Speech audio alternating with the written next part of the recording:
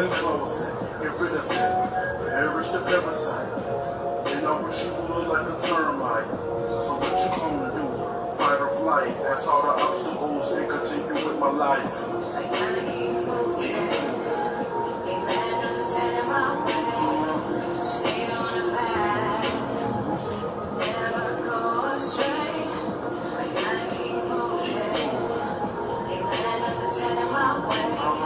Stay on the path. Never go astray. After every dark tunnel, there was some light. Traveling through it, got you saying this is some life. Can't count your words like singing on karaoke mics. You couldn't walk a mile in my blue nights. You could fall off the path and lose sight. Every day making my way to reach new heights. Ain't do nothing about the circumstance of yesterday. Just preparing the road leading to a better way. Home sweet home is where you wanna stay. Protected from the madness of today. Take it all away. Bottle my emotions up and throw it all away. Finna show them how we don't play. So don't be smiling in my face. Every day my life's being embraced. For goodness sakes, so tell me, do you got what it takes? I gotta keep moving. Ain't let nothing stand in my way. Stay on the path. Never go astray.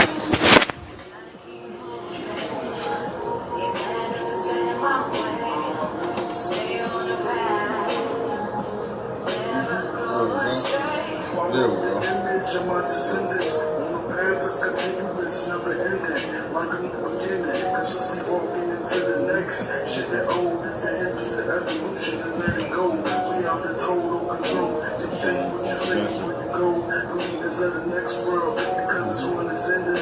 Let's be real, no more pretending. Everything that okay, just sugarcoat it. You believe everything they say when you quote it. You learn it from school, now you think you know it. It's educated from the start. And with this man took your mind apart. Leave you in the dark about who you are and where you're going. Accepting the life I never know. Your mind not growing. It's limited, real ignorant. It's perfect. Right. For the end of it. Right. Keep moving. That's right.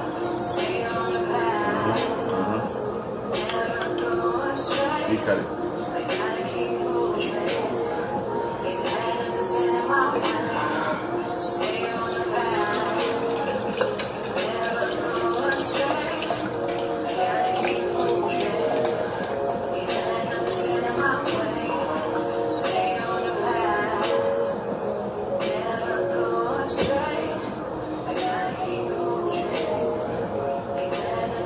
Alright, stop.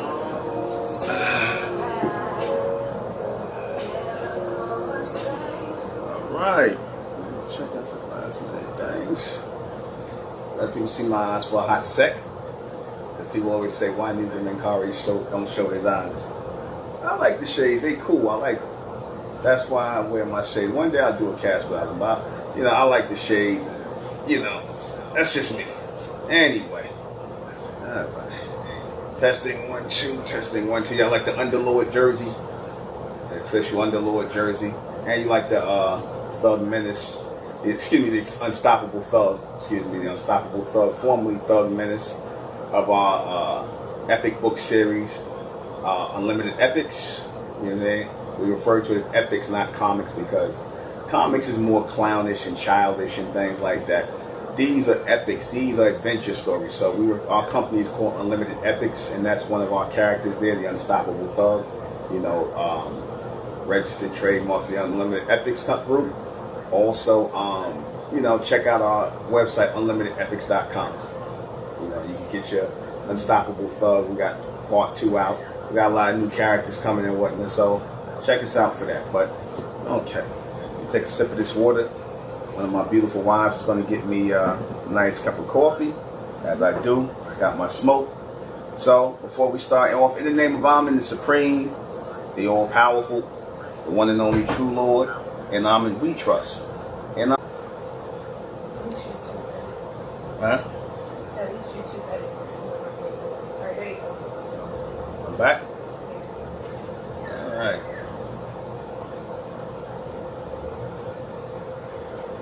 All right. All right, we back. Looks like we back. Looks like we back. All right, we back. All right.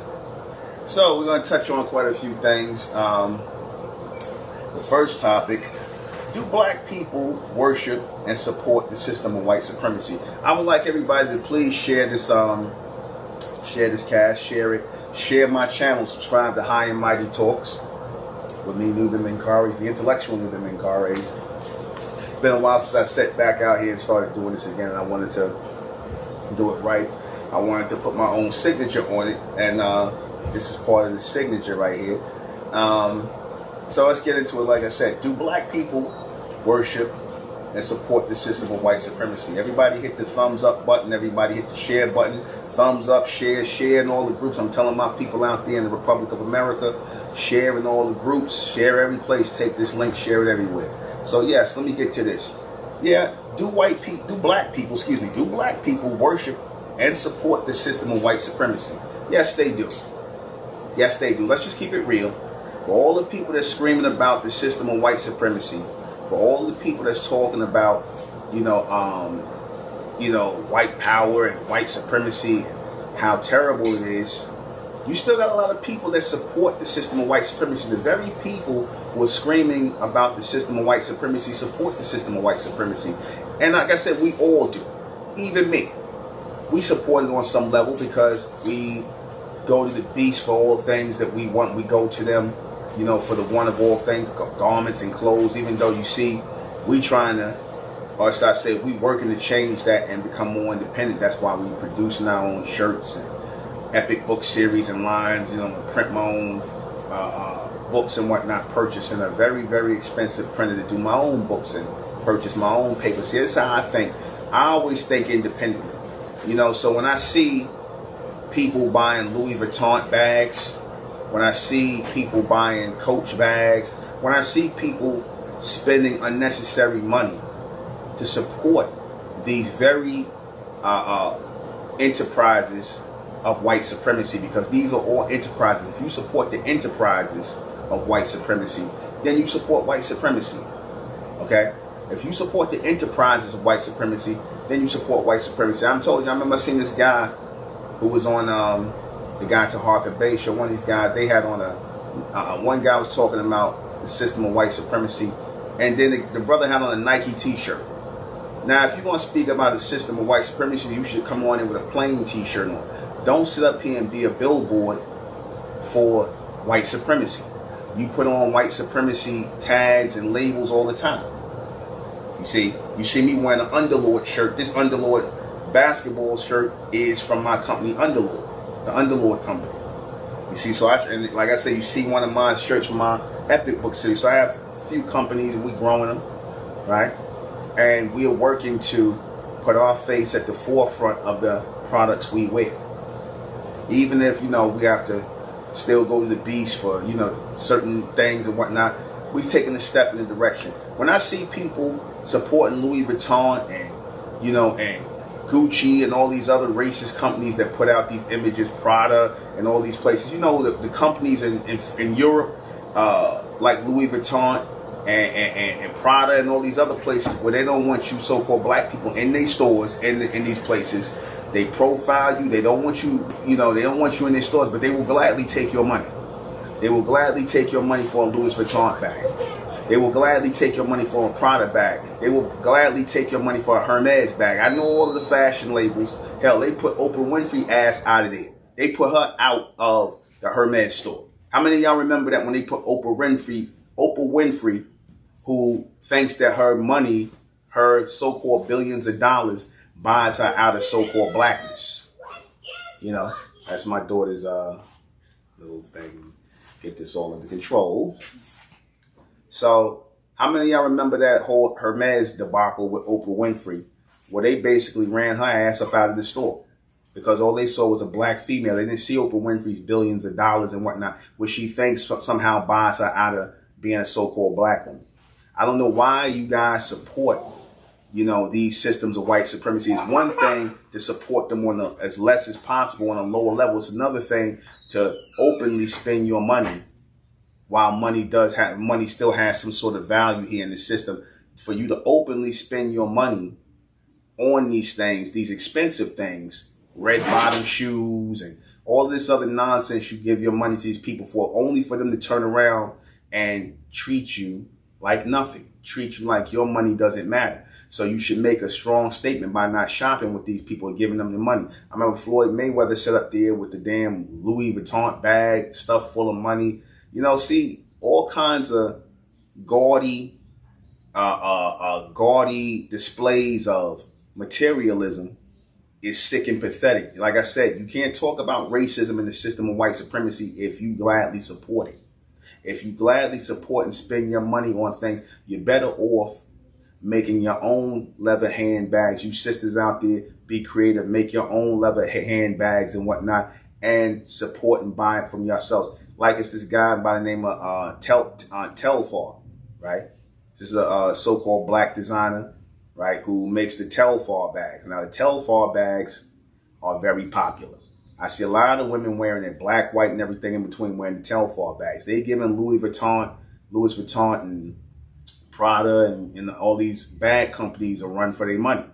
Now, if this guy decides to get into clothing, he's going to be dangerous. But like I said, the Telfar line, you know, he has a nice design, nice logo for his bag. You see how easy it is to create a brand and push it. Not saying easy. I'm pretty sure this guy put in work for promoting his brand. Like I put in work to promote my brand. I'm going to put in even more work. But my point is that you can create your own brands. And this is what we need to do as a people, create our own brands and support our own brands. Support our own brands. Stop supporting the system of white supremacy, giving them your money. Like I said, a lot of these people sit up here and talk about the system of white supremacy. You see them driving Rolls Royces, wearing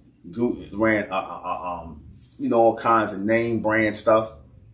And then just from a business standpoint, wearing this name brand stuff when you're doing podcasts and you're sitting up on these outlets, you giving these companies free advertising.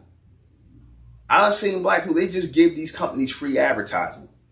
Okay? The people that's sitting up here, you talk about the system of white supremacy, you giving the system of white supremacy free advertising. So you support that. Every time you vote, you supporting the system of white supremacy. Every time you take part in elections, whether you know the elections where they don't do nothing for you, whether it be the Republicans or the Democrats, every time you vote and participate in this sham system that has you voting and you getting nothing out of it. No reparations, no protection from police brutality, all the things that you complain about, yet you go to the polls and you vote, and Joe Biden, who we got up in there in the we have up here is the in the podcast description, the picture of him in the black church with his fake smile on his face around black people. You know, you blacks. You know, with his fake smile on there. Y'all go and he sits up here and put on a fake smile to get y'all to vote for him and keep this little system going, and you know, and you get nothing out of it. So why are you voting if you get nothing out of it? What are you doing that for?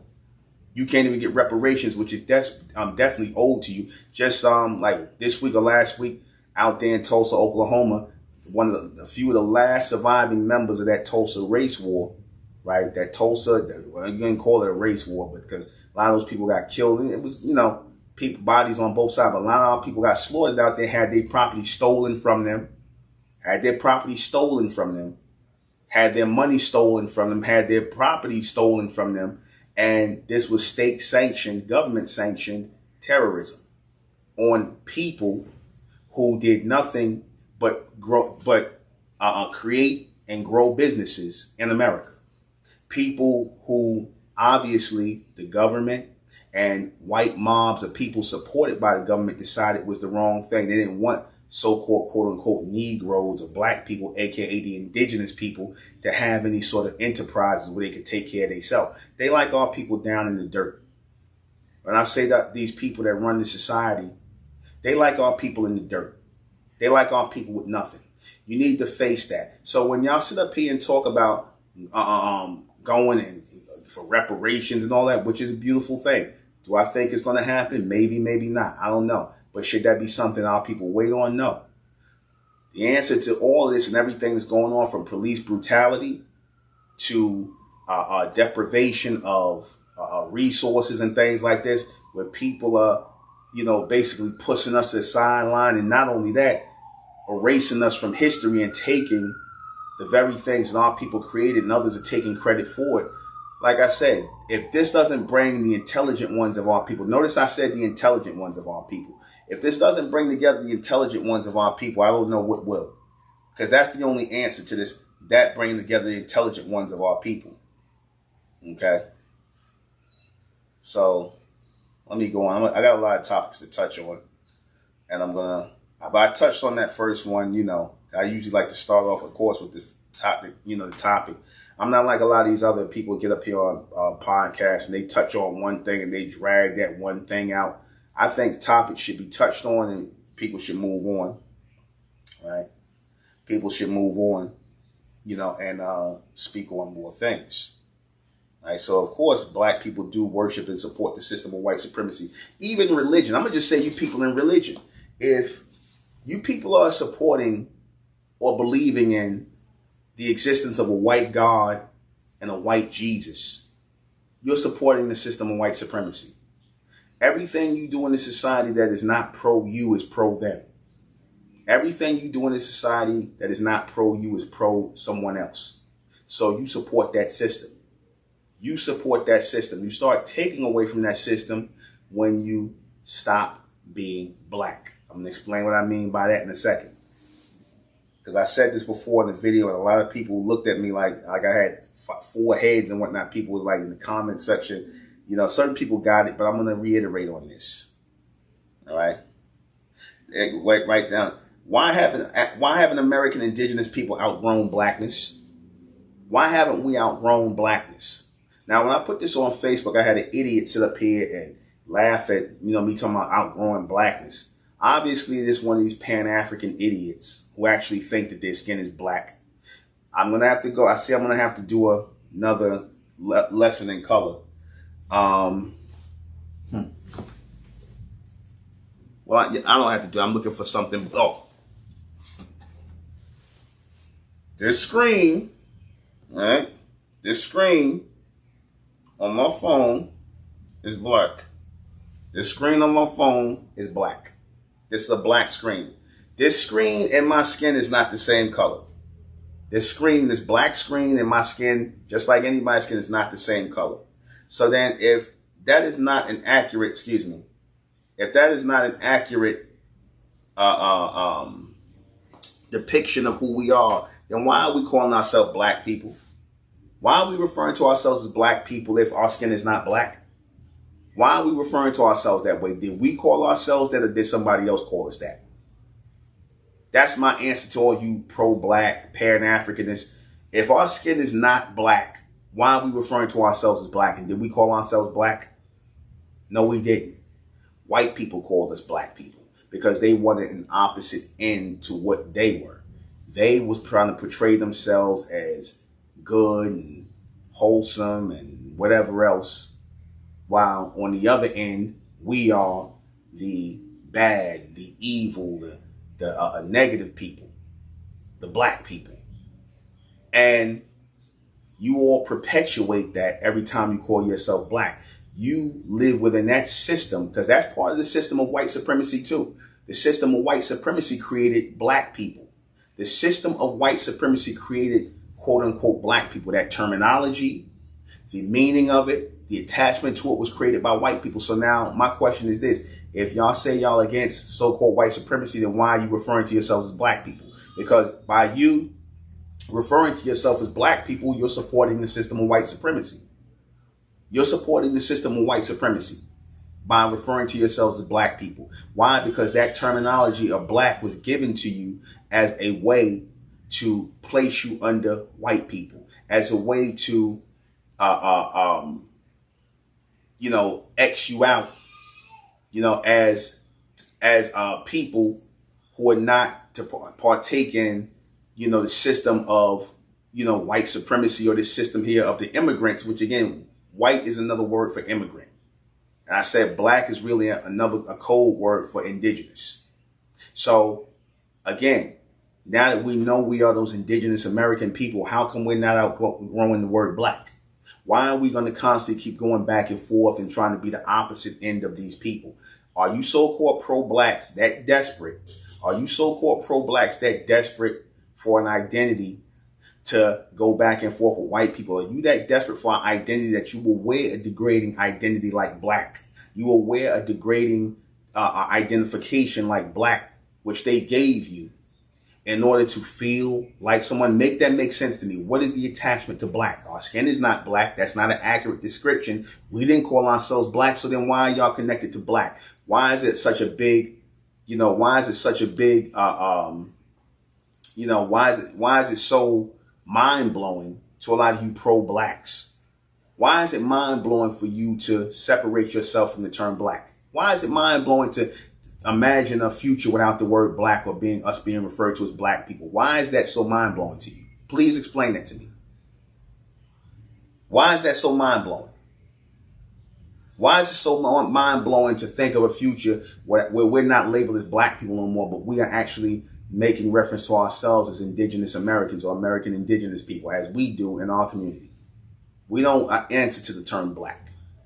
We don't answer to that. If you're going to answer to anything, the proper terminology would be bronze people or bronze skinned people, which we refer to ourselves as bronze skinned people or bright people. We refer to ourselves that. We prefer that. I know you so-called pro-blacks. That's kind of, that's just mind blowing to you again. That blows your mind that we are actually leaving black behind. Because I know y'all didn't think that was possible. That shows you how slow a lot of you pro-blacks are.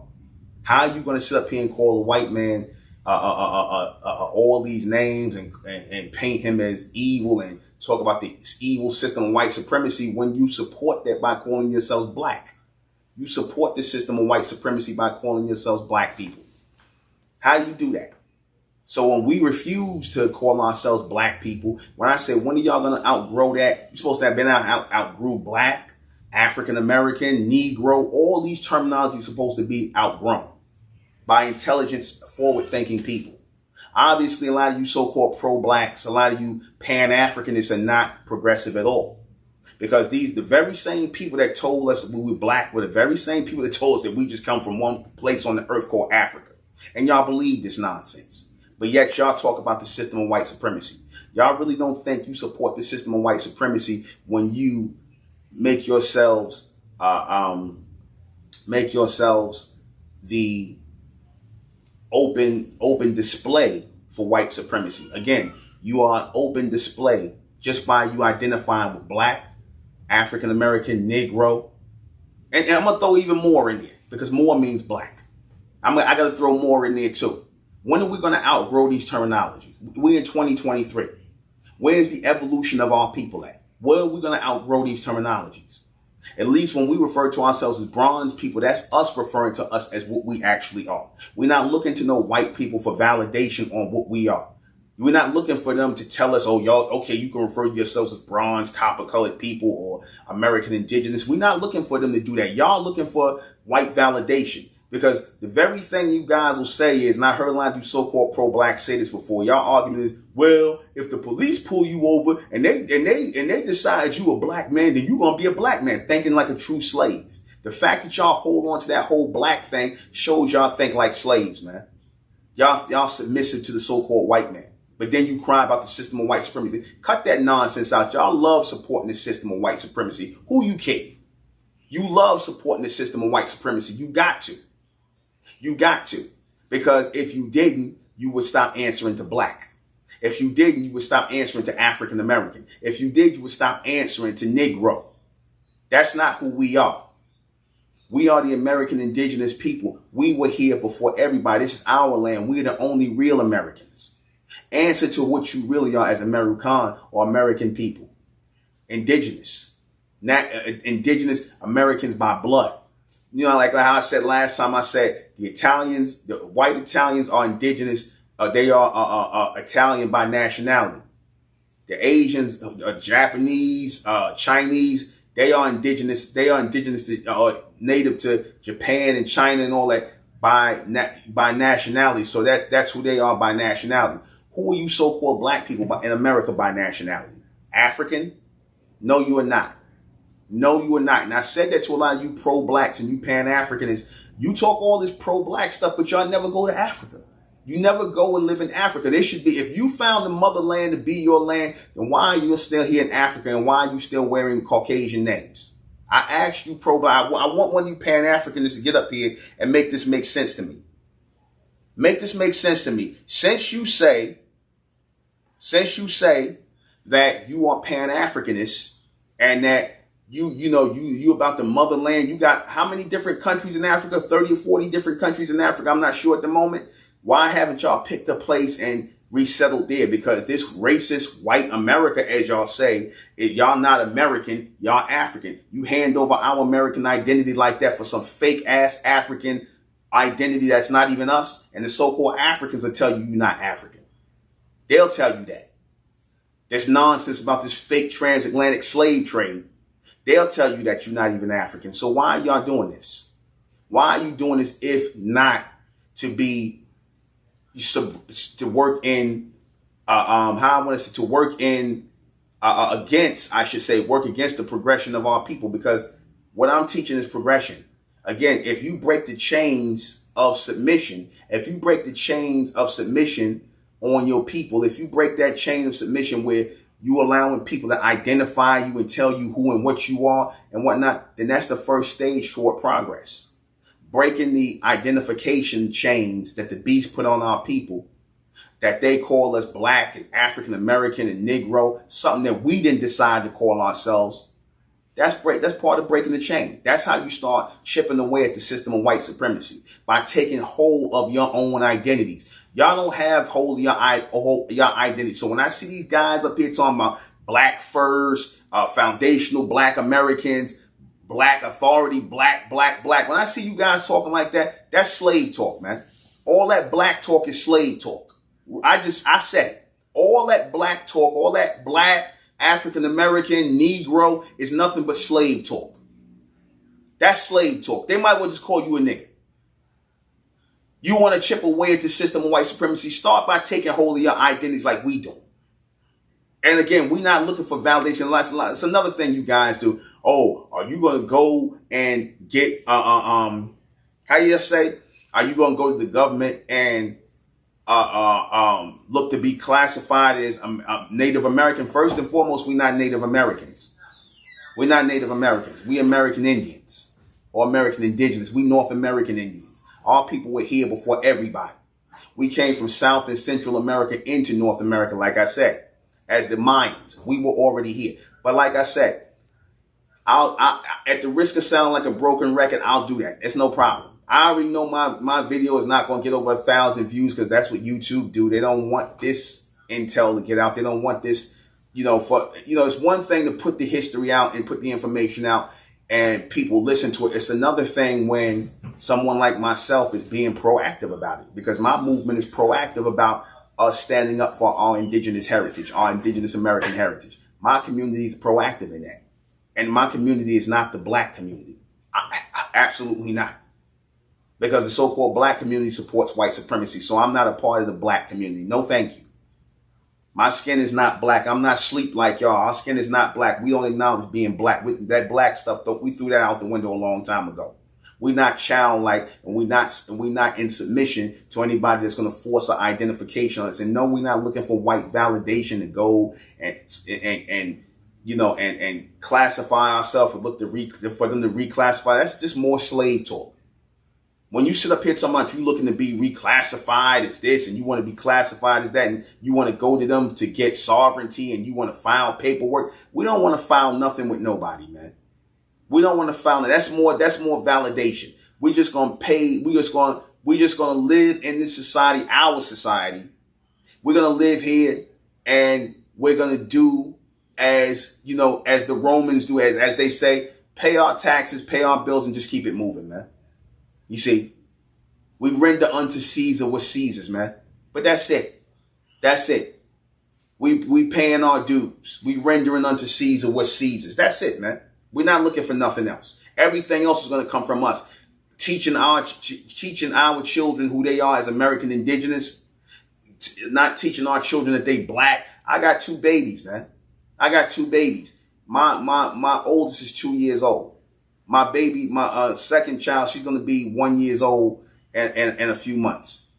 I'm not teaching them. Excuse me, in a month. You know, I'm sorry, in a month. She'll be 1. I'm not teaching my daughters that they black. I'm not teaching them that they African American. I'm not going to sit up here and teach them garbage like that. I feel sorry for you people that teach your children that garbage. I'm not sending my children to no goddamn public schools. You see, I'm not sending them to no kindergarten. I'm not sending my children to school. That should be the job of our people to educate our babies. That should be the job of all people to educate our children. Not nobody else. You depend on white men to educate your children, then you cry about the system of white supremacy. Where y'all supporting your schools at? You should be supporting your schools from kindergarten all the way up to the 12th grade. Like how the Honorable Elijah Muhammad was trying to do with the Nation of Islam when he had the University of Islam. You see, he put that as paramount in the education of our children. He's like, we're going to educate our own children. So shout out and props to the Most Honorable Elijah Muhammad for doing that. Got to give credit where credit is due. Malcolm X never did that. Like y'all big up Malcolm X so much. He ain't set up no education system for his people. Elijah Muhammad did. The Honorable Elijah Muhammad did. I just had to throw that in there. For you, all you Malcolm X lovers, you know, a lover of somebody who did nothing. Y'all call this guy a leader. He wasn't no leader, but whatever. So yeah, we you know, as American indigenous people, it's time to outgrow blackness, man. If you truly want to chip away at the system of white supremacy, start with yourself. Because y'all are wrapped and y'all are knee deep in the system of white supremacy because it's penetrated your mind. All right. What is money really worth? I want to get to this thing about money. Because how they say money is the root of all evil. In this society, money is the root of all evil.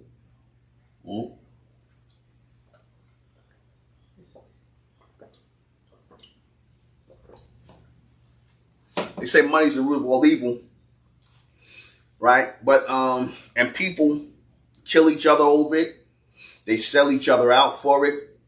Relationships are destroyed because of it. Now, money is needed. Granted, money is needed. Money is needed. It is necessary because that today is the modern day currency. Money is the modern day currency in which, you know, it is used in trade and commerce to get the resources and the things you need to live. All right. But let's just keep it all in proper perspective. Money is a tool, right? Money is a tool. And money was created to, you know, regulate spending and regulate the use of resources.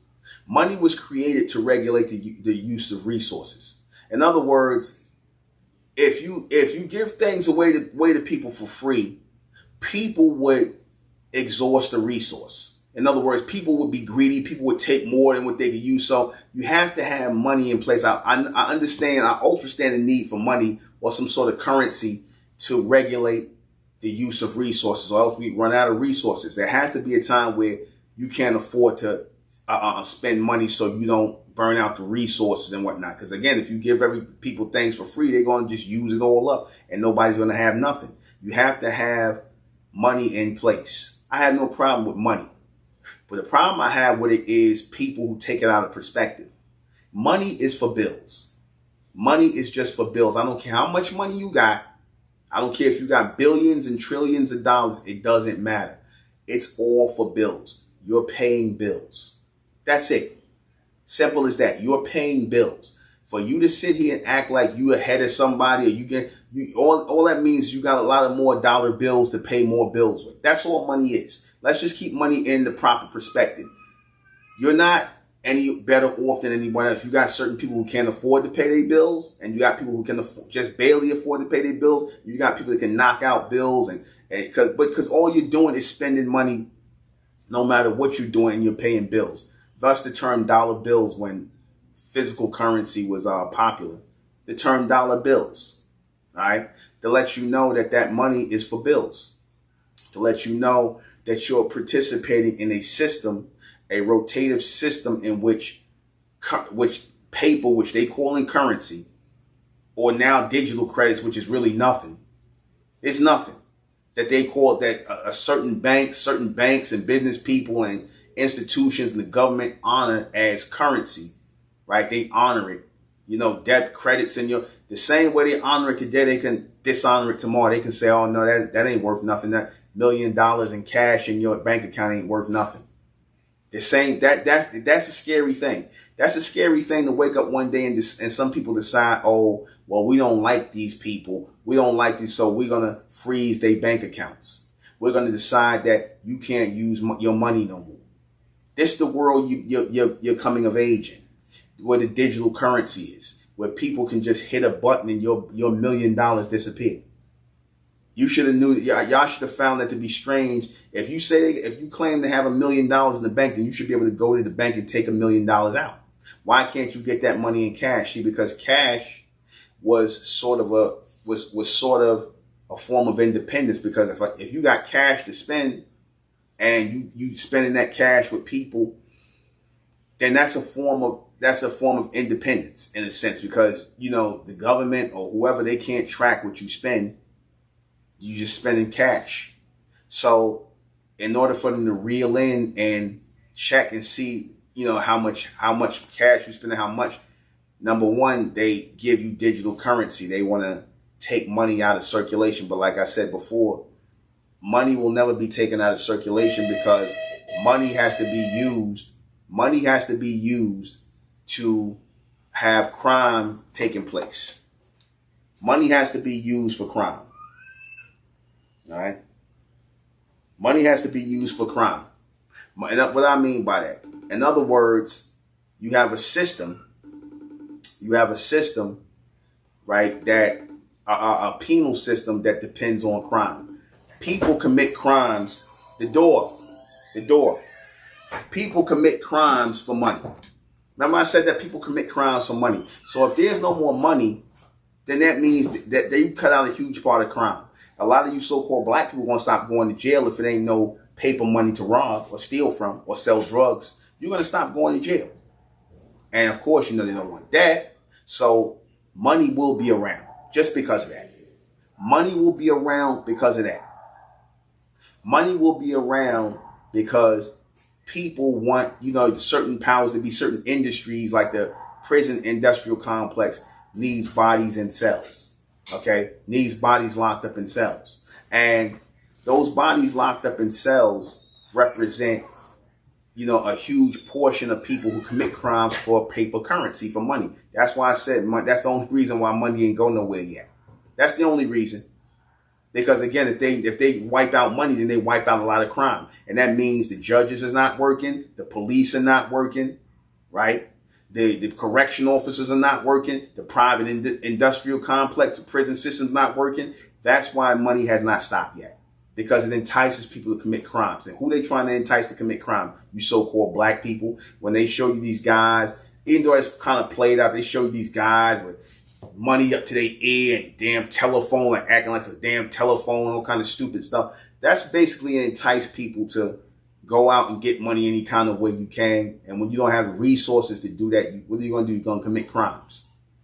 You're going to commit crimes. And this is what, you know, this society wants, because this society needs to have an active penal system going. They need to have those judges sitting up here sentencing people to 20 years and 30 years. And they need to sentence you for stealing money. Most of the crime our people, so-called black people, commit. Most of the crime so-called black people commit is about money. I mean, of course, you have your degenerate crimes like murder and, you know, and rape and you know, all this other stuff. You have your degenerate crimes like that. But most people commit crimes for money. Now, with that going, you're going to have a huge part of your prison population that's going to be gone. Unless you get a lot of these cyber people that's, you know, stealing money online and stuff like that. Now, that's different. But you ain't going to get a lot of people like that, because a lot of people are not tech savvy like that to be able to steal money. Okay? So, again, please understand, money is just for bills, man. Y'all sitting up here ready to kill and die for it. You women, you females out there ready to sell yourself for it. And all you doing is paying bills. That's it. You selling yourself to pay bills. You selling your ass to pay bills. You out here getting with guys for money just to pay bills. That's a very sad existence. I don't understand people that worship money. I really don't. Anyway, on to the next topic.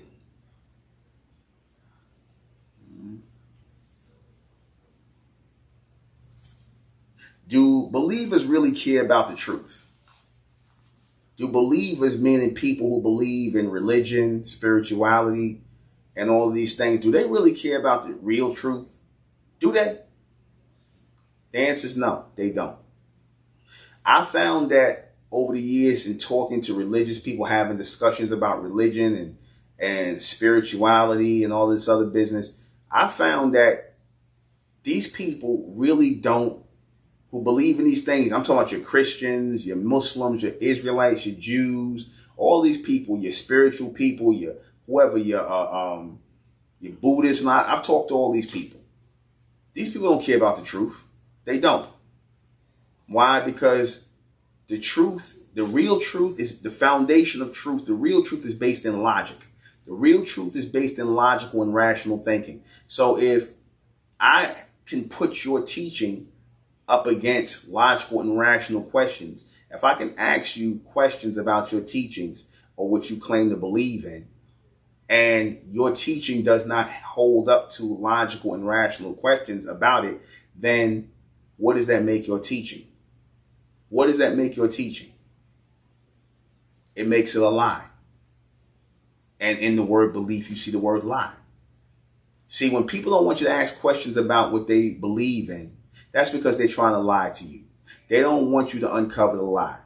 If you ask people questions about any of those religions I mentioned, and they don't answer you logically and rationally as to what they believe in, what does it stand on the foundation, then they're lying to you. The foundation of all religion is belief. You got to believe that stuff first. That's why the Israelites, the Christians, the Muslims, all these people ask you before they start off, when they go in the Bible, do you believe in God?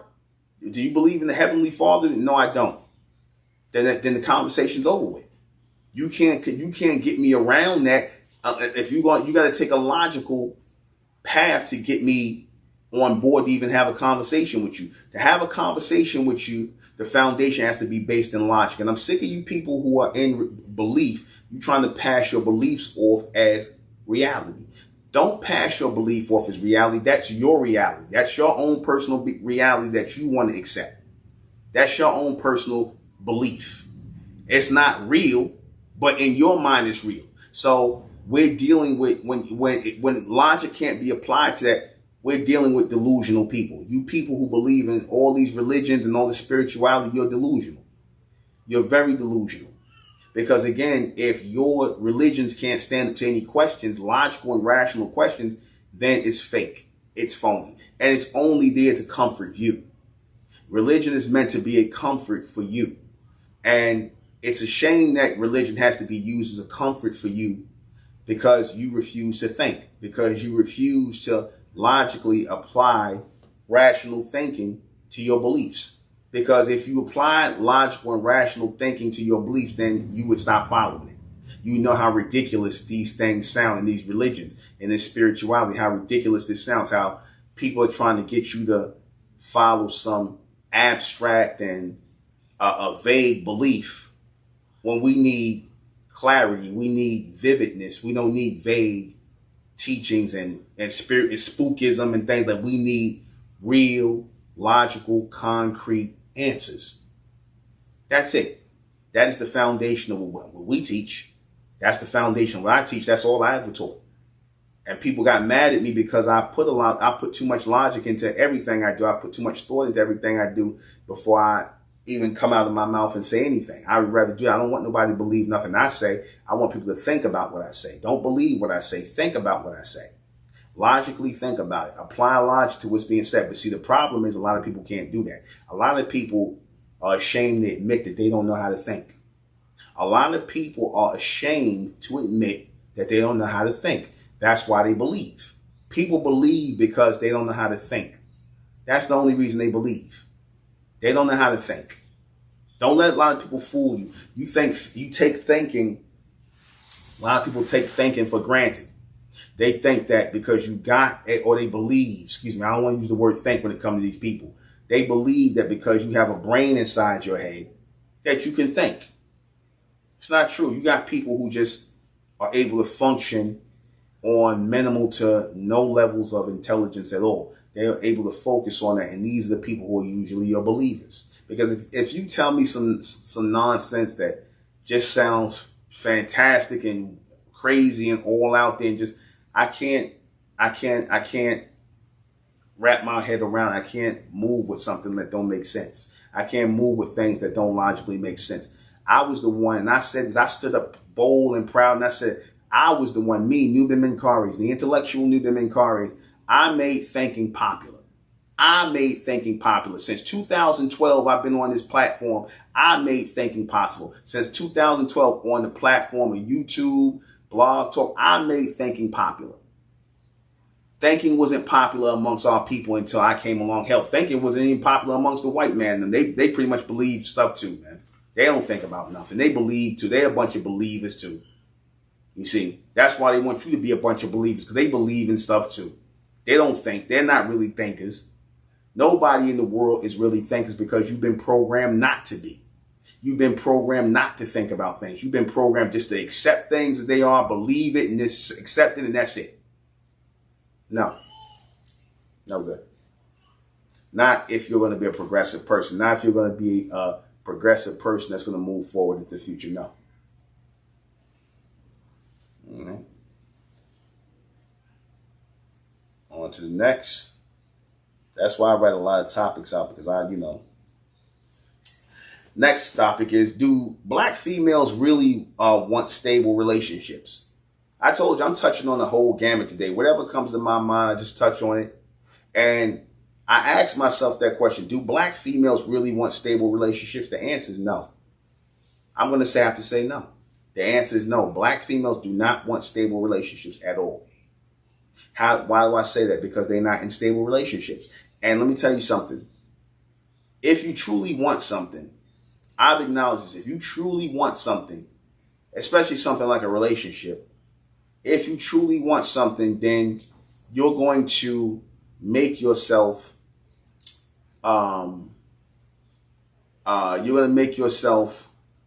worthy to have that. You're going to make yourself or bring yourself into a state of being, a state of alignment where you can have that. In other words, your mentality has to change. You ever see these females out here who are quick to blame a man for everything? They quick to blame a man for everything.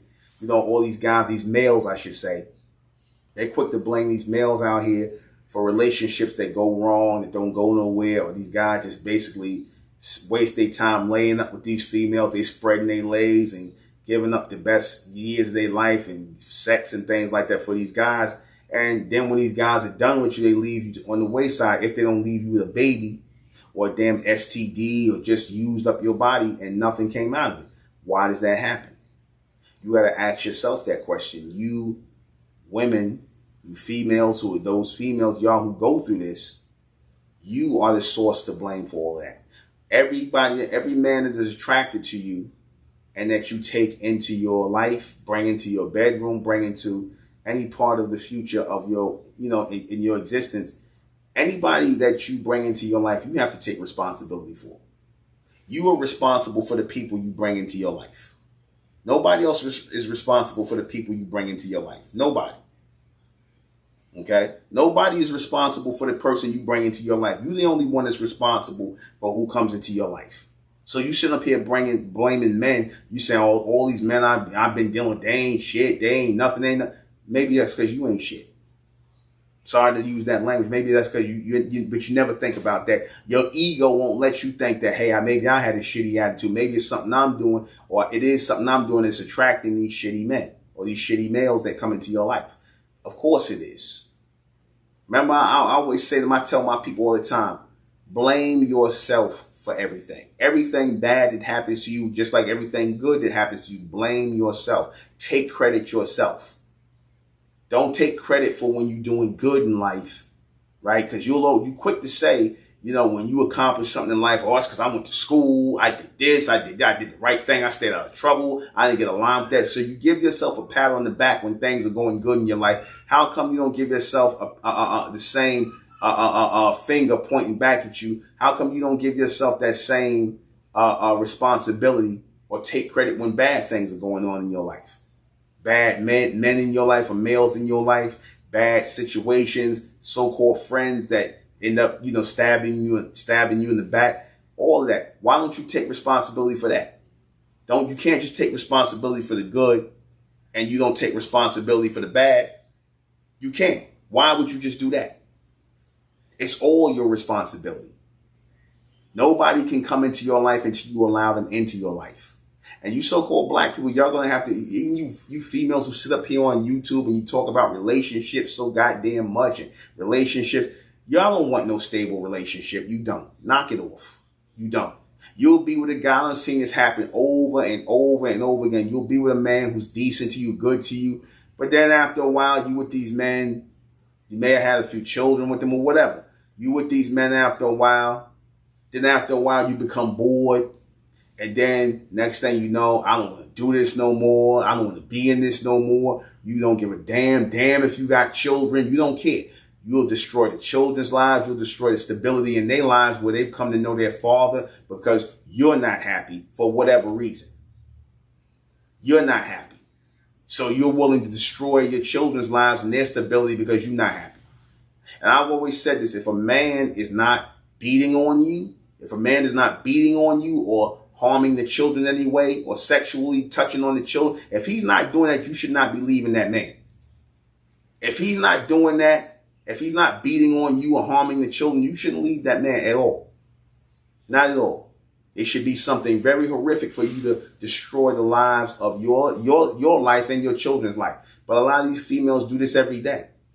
They decide they don't want to be with a man no more. I'm tired of being it. They'll just start making up excuses to be in arguments and fights and whatnot because they just don't want to do it no more. They want to be with other types of men. They want to go back out in the field and play the field and this, that, and the third. And they want some of them, they just want to be in casual relationships because after a while, they done been in relationships for 10, maybe 5. I'm not even going to say 10 to 15 years. A lot of y'all won't even make it to 10 or 15 years. But let's just say they've been in with the modern day black female. She'd be in a relationship for you lucky if you get 2 weeks out of her or a year out of her. You see, before she start acting up. You lucky. Look, good example. Look at this Keke Palmer thing. Keke Palmer, everybody's going crazy over this Keke Palmer thing. Keke Palmer is the typical black female. She's the typical black female. They all do that. They all on some level do that. Not saying, let me not say all. But most on that level, they do that. Especially if they got a little bit of money. And I told you, they got this illusion that money equals power. No, it don't. Money does not equal power. All you doing with money is paying bills. You ain't got no goddamn power because you got some damn money. You got $1 million, $2 million, $5 million in the bank, $100 million, which I'm sure Keke Palmer ain't got. But let's just say she got $20 million in the bank. Look, man, all you doing is paying bills. That's all. All that money is going to be released to pay bills. That money only has value according to what the white man says. That's the only value the money has. If he says tomorrow that money don't have no value, then guess what? All your so-called money, power, and respect don't mean a goddamn thing. So knock it off with I got money. I'm an independent woman. I can pay my own. But you ain't no goddamn independent woman. There is no such thing as an independent woman. When your car break down, independent woman, who you calling? You calling a man. You calling a man to fix your car. Okay? You looking for a mechanic or a man. You ain't getting up under the car and fixing it your damn self. When you need repairs in your apartment, you calling them building maintenance, which 9 times out of 10 is a man. Okay? The person who signs your paycheck is a man. 9 times out of 10. There's no such thing as an independent woman. That's a lie. When I see y'all building buildings, when I say there's a such thing as an independent woman, when I see y'all on scaffolds building buildings, laying brick, putting pipes in, doing heavy work, when I see y'all building up a society, then I'll say, okay, those are independent women. But till that time, ain't no damn independent women. Your daily bread comes from men. Don't let nobody give you that illusion. And like I said, your Keke Palmers of the world and all these people, again, no shot at Keke Palmer because she young. She young and she don't know no better. She's, a lot of these females, like I said, y'all don't, just like the males, y'all don't become mature until y'all hit 40 years old. She about 28, 29. And the biggest mistake she did was she got with somebody who's her age. Her and this guy the same age. Keke Palmer should have been with an older man, somebody in his 40s, like in his 40s. She needed a man in his 40s. A seasoned man. So I guarantee you, if she had a seasoned man, a man who was well established, who was making his own money and doing well in life, you know, could pay a lot more bills than her. She wouldn't have had a black ass at no Usher concert. She wouldn't have had her ass out at the Usher concert. She had her whole entire ass out at the Usher concert with a damn some little some thin little garment covering just over it, but you can see her ass. This is the mentality right here. She don't think she did nothing wrong. And in her mind, she didn't do nothing wrong. In her mind, she's single. Because I told you guys before, again, I don't mean to go off on this rant. I told you guys before, you young guys, man, you don't have no babies or get with no women till y'all 40 years old. Don't do that. Don't get with no woman. Do not get with no woman until you 40 years old and start having no children, man. 38, 39, maybe top, but at least 40 years old. Don't start having no children and get with no woman till you at least 40 years old, man. You guys are not ready. You need to be ready with your finances. You need to be ready, and definitely don't get no woman your age. Get a younger woman. Like I said, a Keke Palmer, 29 years old, should have been with a 40-year-old man. She would have had her ass home where she belonged with her child. And that man should be able to take care of her where she ain't got to work no more. That's why, see, this is why she don't got no respect for this guy, because if Keke Palmer don't get no more roles tomorrow, you think this guy can take care of her? You think he can take care of her don't let the female start thinking she the breadwinner. When she the breadwinner, she knows she got more money than you, then she's going to disregard you and disrespect you. Because that's the man's place. The man's place is to take care of the woman, not the other way around. The man is supposed to provide for the woman and the child. I said that on another video. You ain't no man if you're not providing for your woman and your children. You're not a man. You're a male. You are a male. You are physically correct, meaning you have a penis and testicles. You are male, so that makes you a male, but you're not a man. Men take care of their women and their children. And that's something you so-called, like, again, so you so-called black men who not doing that out here, you're not real men. Keke Palmer ain't got no real man. Because no real man would have put up with that. She wouldn't have dared do that if she had a real man or she thought she had a real man. But see, what happened was, she was around this guy. She laid with him. He seeded her with a baby and all this. And then after a while, these females start to, you know, from being around you, they recognize you, what strengths you got, what weaknesses you got. She see he not no provider like that. He ain't getting no money like that. He can't take care of her. If she decides she don't want to act anymore, or the so-called white man in these Caucasians in Hollywood say they don't want to use Keke Palmer no more, then guess what? Guess what? They all screwed up. They all screwed up. So you guys get your finances together, man. Get your goddamn finances together. Don't try to get with no woman unless you got your money together. And no, these females don't want no stable relationship because they break up. They'll be the biggest ones to break up relationships. Don't nothing be wrong with the guy. They just get bored. They get tired. Oh, I want to get with another guy. I want to, you know, like I said, the Keke Palmer thing, that's part of the course of action for a lot of these young females out here, especially young black ones. Like I said, because there's no guidance there. 9 times out of 10, they didn't have no real man in their life. Their father wasn't in their life because their mother did the same damn thing, ran the father off, and he wasn't in their life to see so that they could see what a real man is and know when not to disrespect the man. Not when to disrespect the man and play their position as women. You see, that's something our people are going to have to relearn again if we're going to go forward and be a real civilization out here. You have to learn the roles of men and the roles of women. And we're doing that in our community. That's why I said you got to get up out of the so-called, get up out of that whole black mentality and out of that whole black community, because there's no such thing as a black community. There is no such thing.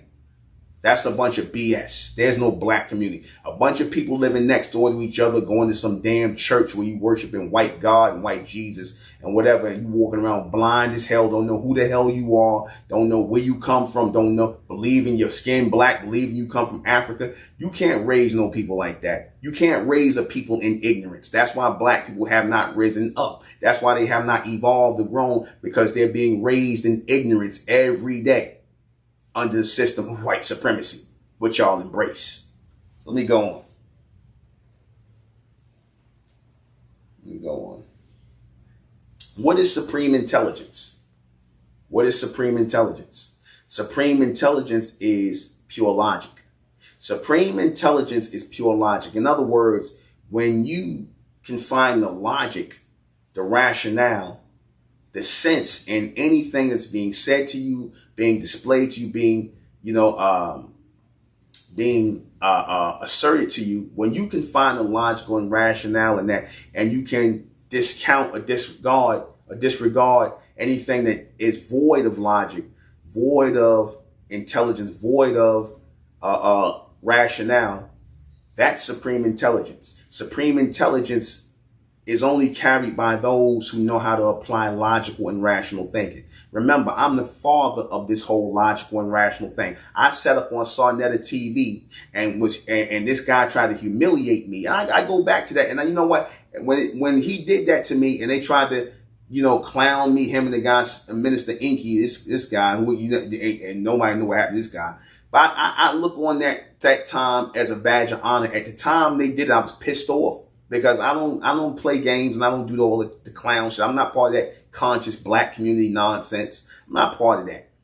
So I don't play games with people. I never did.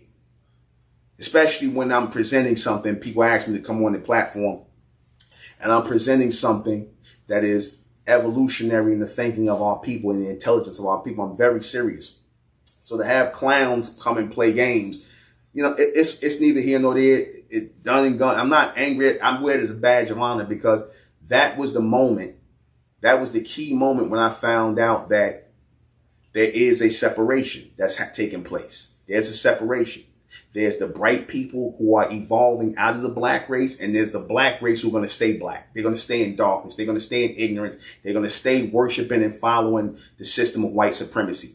When this guy saw that it was up there talking about the book he spent money on, and the book he know about some science from some book written by some Caucasian, I'm like, okay, well, how do you know any of that's true? Oh, this white man. He went off and all into that. I just asked a logical and rational question, because, see, I don't believe things. I don't believe you. He was basically asking me to believe or take beliefs as fact. I don't take a belief as a fact. You can't just say anything to me and I'm just going to go, I'm not doing that. I'm not just going to take somebody's belief as fact. A lot of you people in religion love to push your beliefs as fact. A lot of you love to do that, especially the Moorish science people. Y'all call y'all beliefs a fact, or you call your stuff science, because you think that by using the word science to attach to your beliefs, somehow it's going to give it some validation. That's the only reason you do it. There's no science to the Moorish belief system. There's no science to that. Y'all study Islam. You study Freemasonry. All right. Just like the Nation of Islam. Y'all study Islam. You study some Islam, but more Freemasonry than anything. That's it. Y'all pushing Islam from a Freemasonic standpoint. It's not rocket science. That's why you use the terms like noble and honorable. Those are Freemasonic terminology. That's why y'all use things like temple. That's from Freemasonry. And y'all just add in the Islam part, because again, there's a Freemasonic version of Islam, and the Nation of Islam teaches that. That's why they're not the same as the Orthodox Muslims. Elijah Muhammad, they were Freemasons. So is Fard Muhammad. They was all Masons, man. Noble Drew Ali's all Masons. This all they did was bring a Islamic perspective, a Masonic perspective to Islam. That's all. It's not rocket science. All right. Now let me get on to this thing about the affirmative action. I'm doing high and mighty talks. Bye-bye. All right. Thank you. The link is there. All right. That's Mom. But anyway, affirmative action and reparations versus legacy and homesteading. The funny thing about that, a whole affirmative action, they set up here. Now, that's a big thing that's going on in the news, affirmative action. And they talking about how they was repealing affirmative action. And I don't know why, but for some reason, for the last 30 or 40 years, a little more than that, affirmative action, that term affirmative action, which is basically set asides and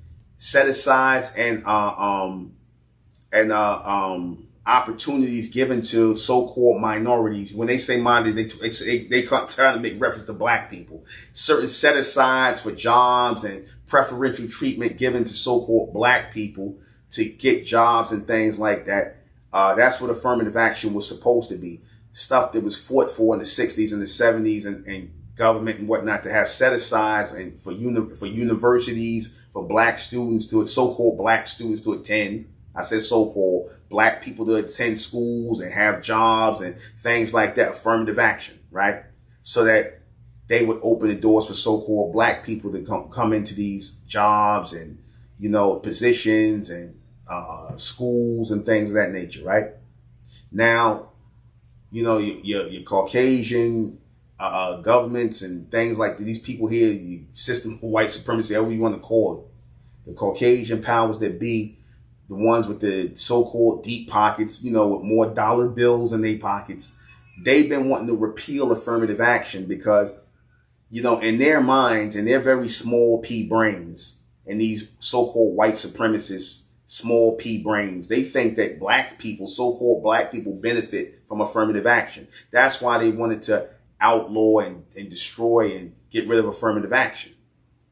Let me tell you something. The only people that benefit from affirmative action is white females, some of these Asians and these other races, groups of races and groups of people are the only ones that benefit from affirmative action. Black people don't benefit from that at all. They don't. They never really did. You had a few people that slipped through the cracks. People like Clarence Thomas. He's another one who spoke against and wanted to strike down affirmative action, even though affirmative action got him his job on the Supreme Court. He benefited from so-called affirmative action, you see. And I saw Clarence Thomas. I saw Clarence Thomas. I saw a documentary on you. Man, Clarence Thomas, you're a real Sambo, man. You're a real Sambo. I gotta say it. You're a real Sambo. Like, you set up in the Catholic Church. Here it is. This guy was going to study to be some kind of priest or something and going to Catholic college or seminary, whatever. And they was calling you a nigger in there.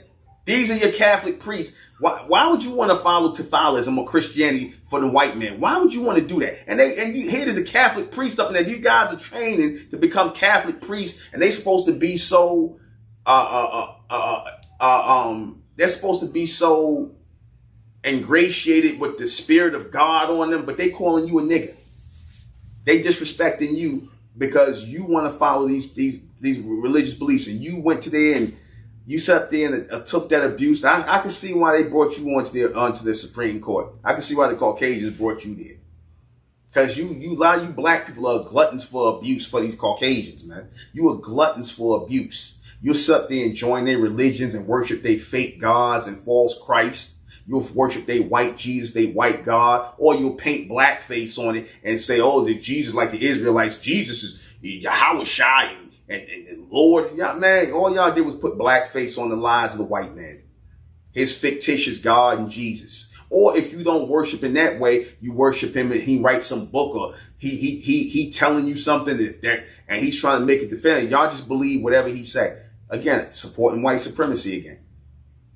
But anyway, none of that benefits black people. Affirmative action don't benefit black people. It benefits white females and Asians and everybody else. Now, the biggest people that take the hardest hit when they pull back that affirmative action is a lot of you Asians. A lot of these Asians who are trying to get into these Ivy League, or I call Ivory League, these Caucasian schools like Harvard.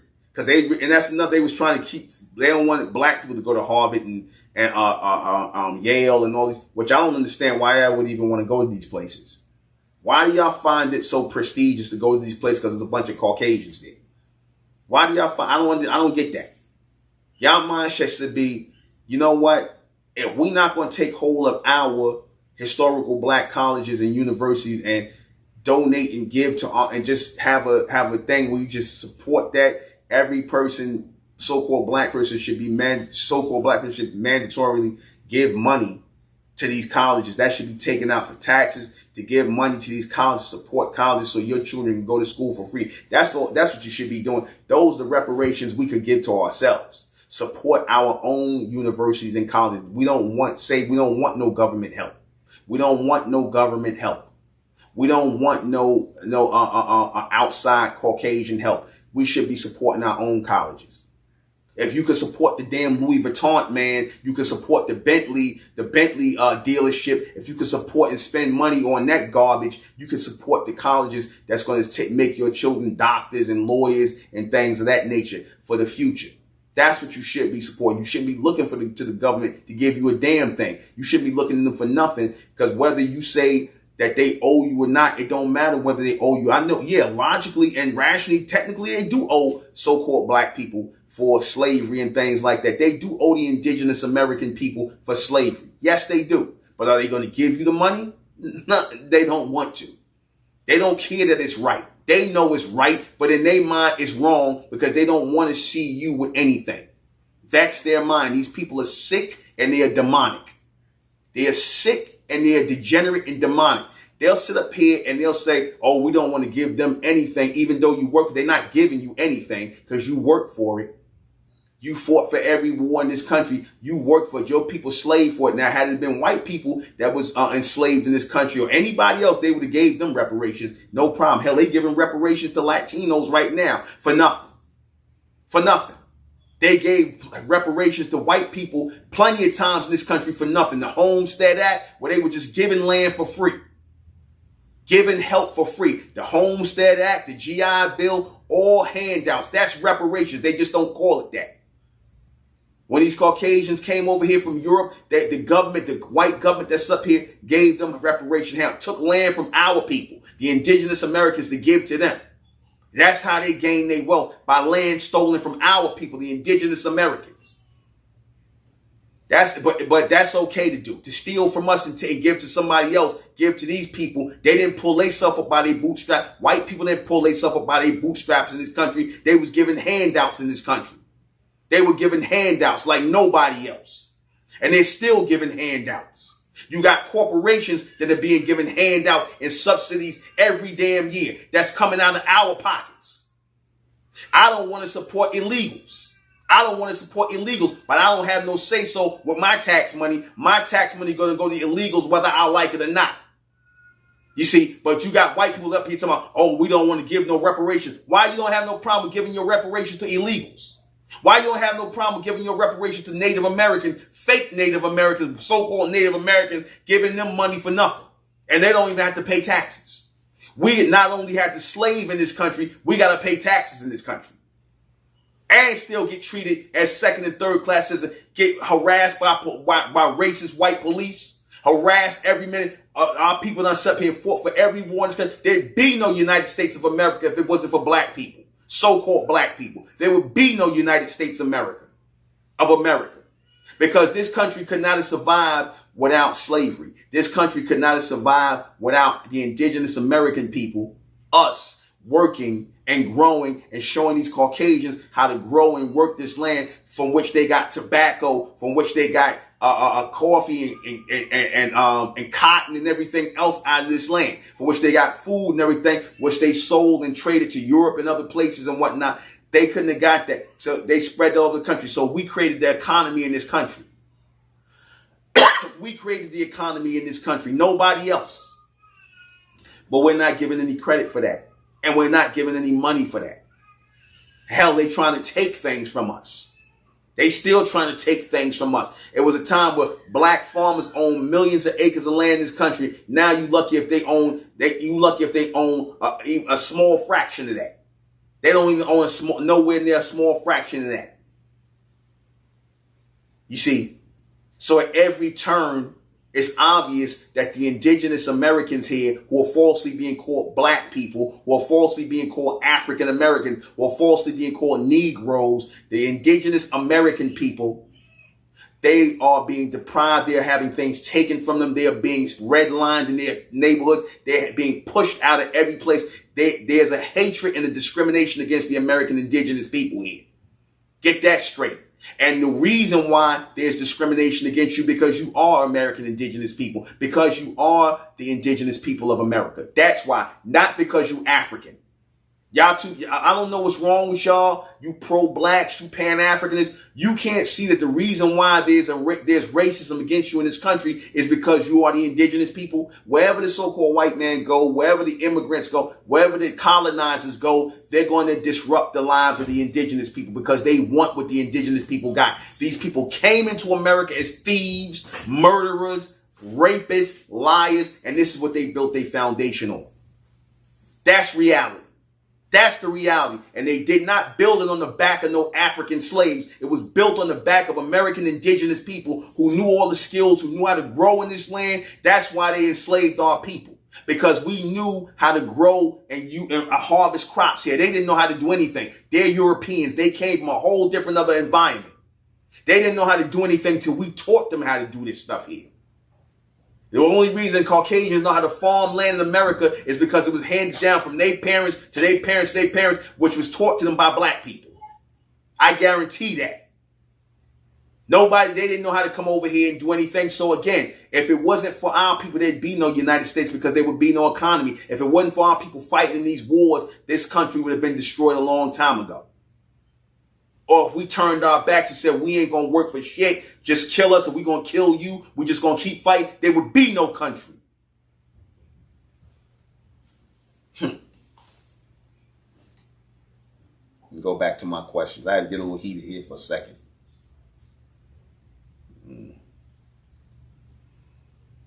Okay.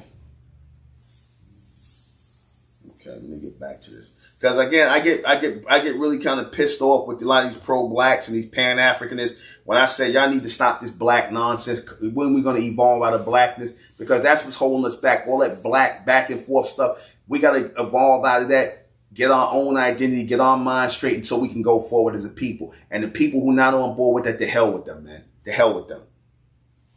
There's too much degeneracy in the black race anyway. It's too much degeneracy in the black race to build a real community anyway. It's too much degenerates in the black race, man.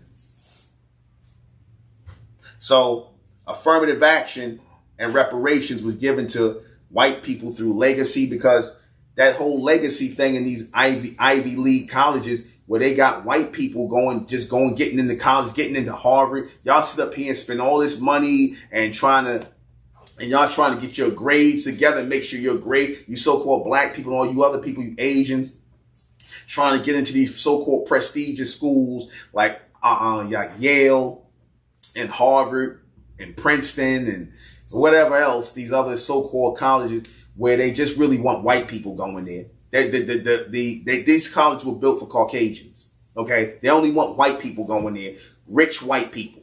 Okay. So that they could be programmed to be the leaders of tomorrow. That's what these places are. These places are here to program Caucasians on a higher level to be leaders of tomorrow, to keep the so-called system of white supremacy going. So these colleges, these universities are nothing but training centers for the system of white supremacy. And they want high-level top Caucasians going there. So if they let an Asian or two in there, they let a black or two in there. That's just to make it seem as though this thing is fair and balanced. But here it is, you got people studying to get into these universities and into these colleges, these Ivy League places. Here it is, they family just, because they don't gave a bunch of money, right? They don't gave a bunch of money, or they family went there, they legacy, they just get in for, and they don't even have the damn grades. They don't even have the grades or what they say you need to get into this place. They don't have to have that. They could just buy their way into the school. That's called legacy. White people just go with these legacies, just get into Harvard and Yale and all these places. And you know what? I'm not mad at them for that. I'm not mad at them for doing it. I'm not mad. I wouldn't send my children into these Ivy League schools. I wouldn't raise my children. I don't want my children going to school with these people. I don't know. No, thank you. I think more of my children than to be around people who I feel are beneath them.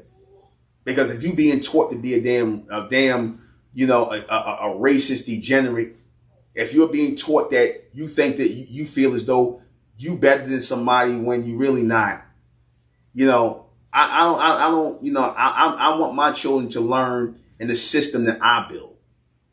And I have no problem with these Caucasians building systems and school systems for their children. We need to do the same thing for ours. And we need to make them, these schools, equivalent on the level of of a Harvard and a Yale for our children, for the indigenous American children.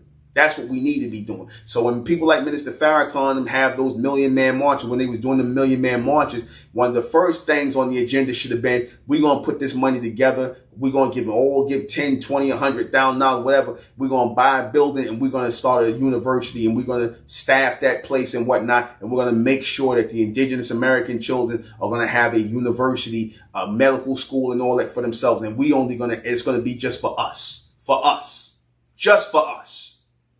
See, that's how you got to start thinking. That's thinking with a ruling class mentality. Because the same way, again, I'm not mad at Caucasians for thinking of themselves as supreme and building educational setups and systems like they Ivy League schools for their children. I'm not mad at them. Just like I'm not mad when the Jews do that. When they got universities for their children. They got schools for their children. I'm not mad when people decide to take hold of and educate their children. You so-called black people need to do that. Stop looking to the white man for a handout. Stop looking to him to do anything for you. Because he's not. He's not. Yeah, okay, he destroyed things on people. But again, he destroyed things on people. Like I said, that's not a reason to not get up and do it again. And next time, protect your shit. Protect your shit. Moving on.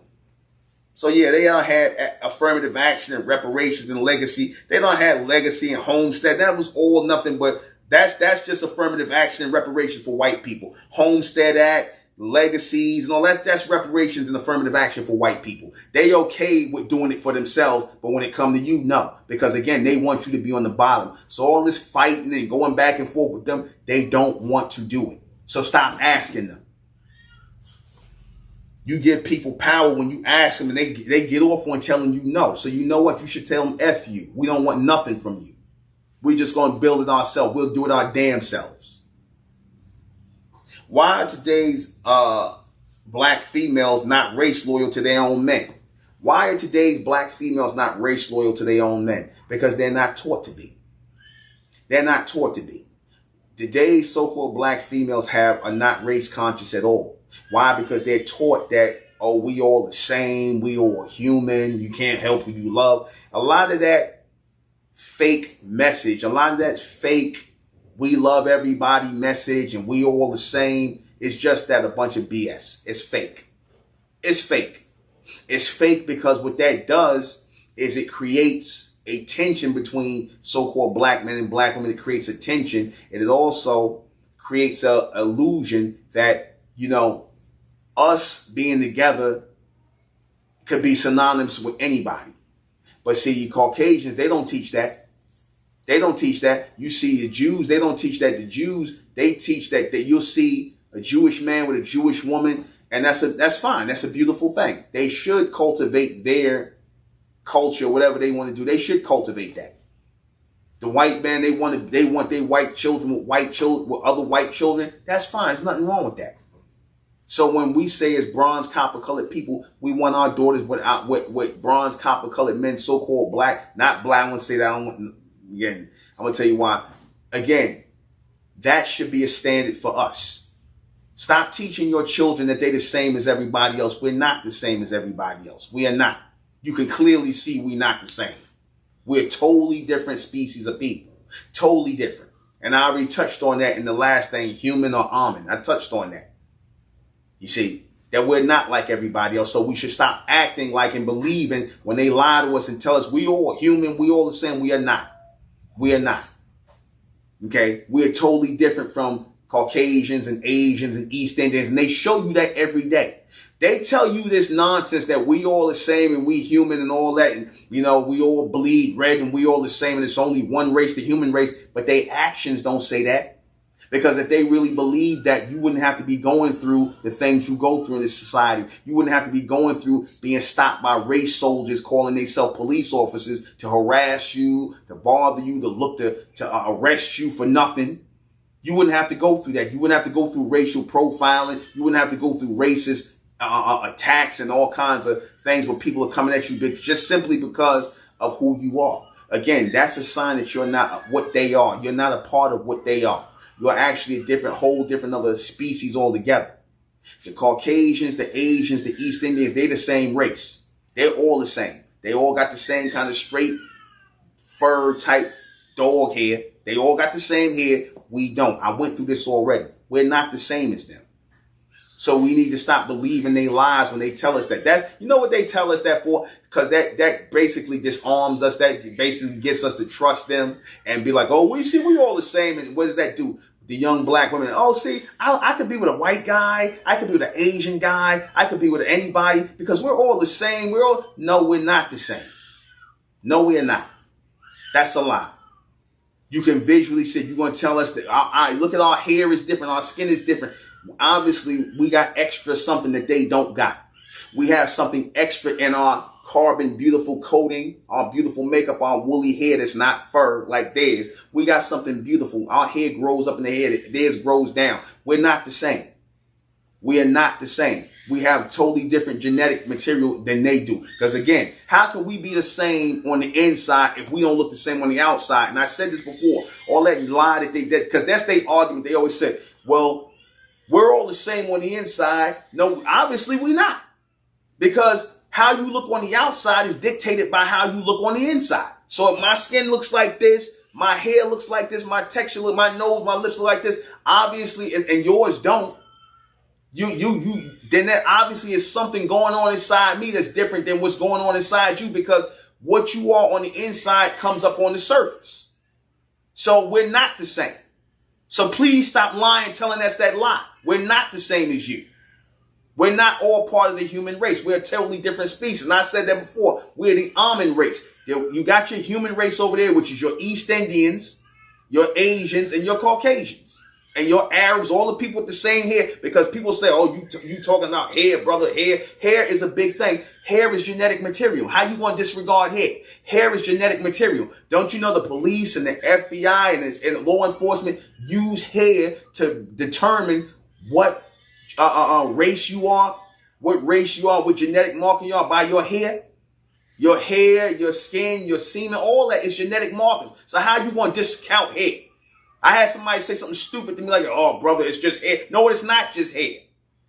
It is not. I had one of these people said this another time. They said, oh, the human race are animals. The human race is animals. You see, the humans are animals. That's what they said. You know what? I agree.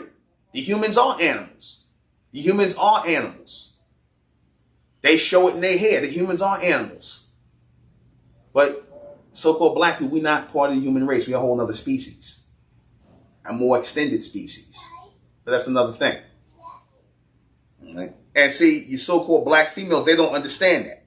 That's why they got no problem getting with other races of people. That's why they have no loyalty to their own people. They don't have no loyalty to their own men. Because these black females are taught to be liberated. They're taught to be racially divisive and racially disloyal to their men. And you black males are taught to do the same thing. You're taught to do the same thing. Y'all just all messed up all around. And that's because y'all have no true knowledge of who you are. You have no true knowledge of who you are. That's why you're all screwed up mentally.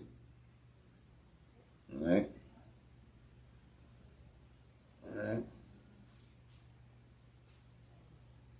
Yes, almond is a race. Somebody asked, almond is a race? Yeah, almond is a race. Yes, almond is a race. Almond is the first race on earth who created the human race. There was a race on earth before the human race, and that race was almond. We brought that out, and I broke that down and proved that. Go back and look at the other videos, that there was a race on earth before the creation of the human race. Okay? Because ask yourself a question. Logically, I'm going to give you some little logic to prove that there was a race before the human race. If you say that God, or a higher being or a higher power, whatever, created mankind, created the human race, then that means that that creator, whoever created the human race, can't be like mankind. You follow what I'm saying? The ones who created mankind can't be like mankind. They have to be higher than mankind. So who are the highest people? Who has the dominant genetics? Who has the dominant genetic material on earth that's different from everybody else? That would be us. And we predate everybody here. We predate everybody here. So we obviously are a part of those first people, the extension of those first people that created mankind, obviously. And obviously we're not human, because if that term human was given to mankind, then that's not what we are. We were before the creation. We were not created as part of the human race. We're not part of that creation because we don't look like these people. I mean, simple logic.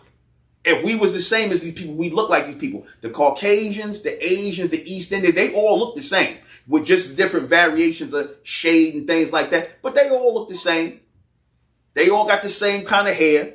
They all got the same kind of genotype. The same genotype in all of them, with a different few variations, which is really no more of a different variation than, say, a light-skinned so-called black person, a dark-skinned black person. That's the same thing within the so-called human race. Caucasians are your white-skinned people. Your Asians are the darker versions of them, because you got Asians and Caucasians. So they all Asiatic people from the Caucasus Mountains. So they all got that same genetic material. That's why they got the same kind of hair, the same kind of fur. Okay? We don't got that. Obviously, we are totally different genetic species than them. I mean, duh. This is not even, I brought this out. I'm the only one to bring this out. You still got people up here talking about, oh, we black people. Or we the same as them. This is what y'all in 2023. I'm going to address that in a second. I'm going to address that. You programmed to believe the lies of the so-called white man. A lot of y'all programmed to believe the lies, because that's just meant to discard you. That's just meant to put you on, to discard you. That's all. So let me go ahead. All right. So that's, yeah, because the so-called black female, she is basically taught to be disloyal to her people. She's taught that through that whole feminist movement. The feminist movement is what, and even back before then, yeah, but really heavily after the feminist movement, yeah, a lot of these black females pushing this whole, oh, I don't have to be with a black man. I don't have to be with a man, period. I could be with a woman. I could be with a whatever. You see, again, that's why they're not race law, because they confused, man. And they up under that program of these people who are pushing an agenda to see our people separated. The reason why our people are here, the reason why our people are here, and the reason why we look different from everybody else is because we're supposed to only breed with our own kind. We're only supposed to breed with our own kind. We're not supposed to breed with these other races. But y'all not going to listen. Mass majority, that's going to fall on deaf ears, because you're going to do what you want to do anyway. You're going to believe what you want to believe, even though you can logically see that we're not supposed to breed with these people. Okay? They can breed with each other. The humans can breed with each other. We can't breed with them. We're a totally different species, man. So, anyway, let me move on. Let me see. Why do Caucasians believe they deserve more privilege in society than black people do? Now, some people say, no, I don't believe that. White people say, we all listen. No, we not. White people are the core of Caucasian people in this society. They're either racist or they support racism. They support it in a more passive way. They support racism in a more passive way. They're all racist on some level. Why you know that is because you rarely will you ever hear them getting them. You might have a few who'll say, oh, that's not right. You'll say it's not right, but you're not willing to go to the limit as if you were being deprived of something. If you were being deprived of rights or racism was levied against you, then you see them go all out. But being that they're only going to go but so far, because to go against the racist society that's set up here would be to go against their own kind. So they're not going to do that. I mean, they'll be sympathized with you and say, oh, that's not right, but they ain't going to do nothing to change it. Let's just keep it real. They not. Because why would you? Why would you go against a system that's benefiting you? The only ones who would do something dumb like that is black people. Black people will have something that's benefiting them, and they'll be like, well, that's not fair. Let us just do it. Everybody should be included. Which, again, I'm not against people all benefiting from something, but that's not how the so-called system of white supremacy works. They only want to benefit. They only want to benefit, and they want you not to have nothing. They feel that way because the truth of the matter is, the reason why they feel as though they should have more privilege in the society is because genetically they feel you got all the privilege. What do I mean by when I say genetically they feel you got all the privilege? I told y'all before, and I stand on this, and I'm going to stand on this to the day I'm no longer here. White people and everybody else, Caucasians, Asians, all these people have a jealousy of our people, man.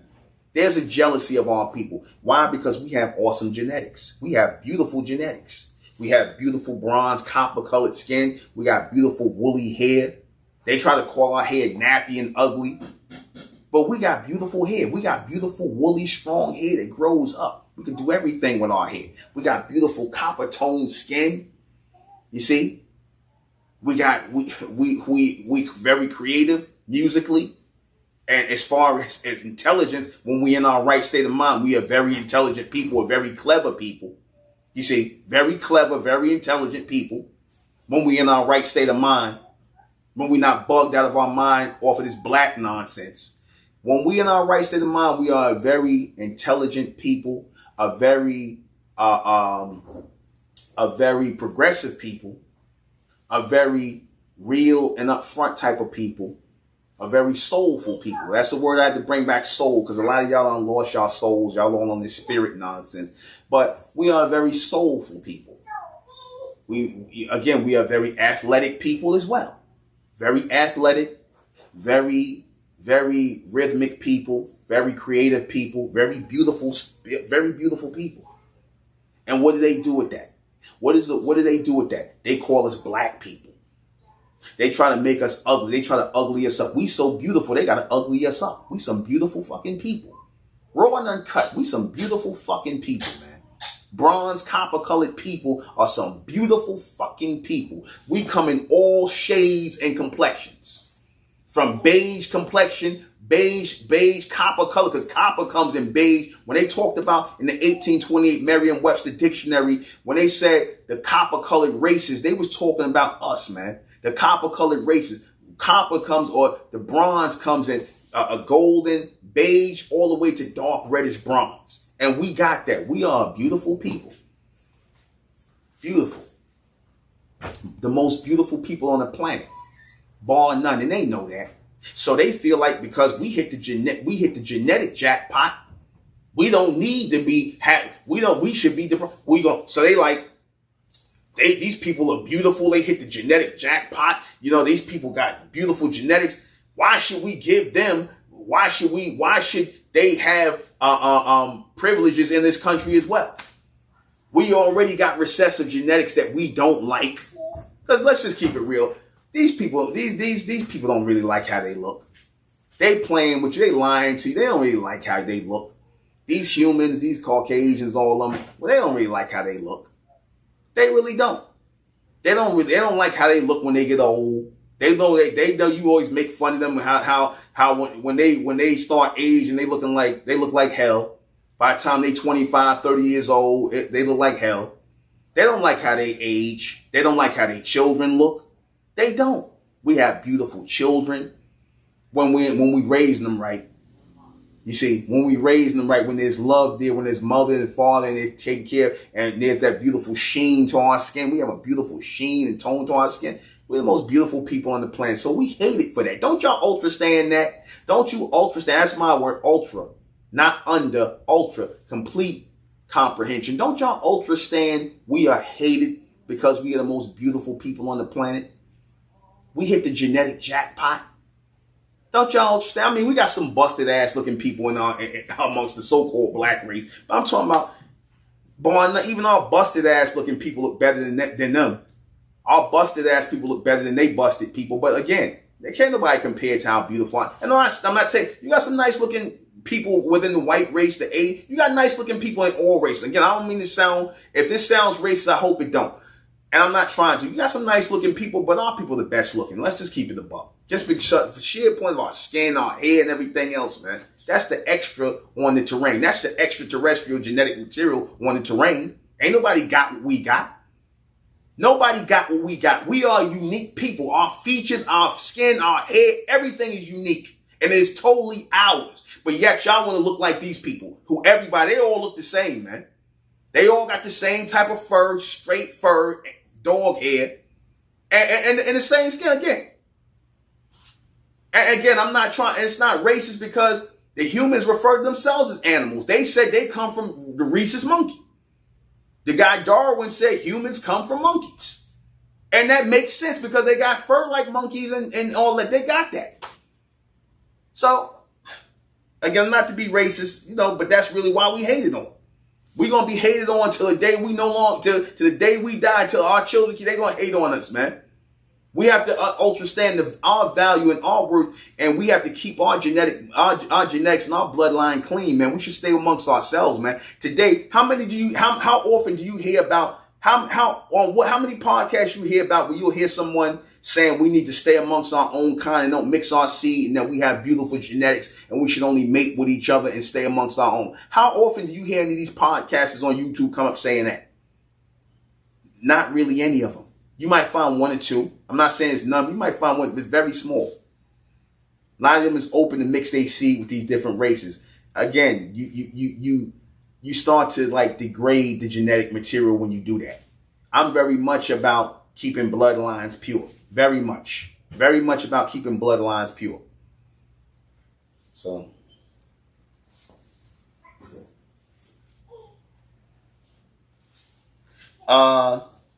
The reason why black females of today are wearing crazy looking hairstyles and whatnot, crazy looks and hairstyles. I done said that before, man. A lot of you black females out here, a lot of y'all are influenced by a lot of this degenerate behavior going on out here. A lot of y'all are influenced by degeneracy.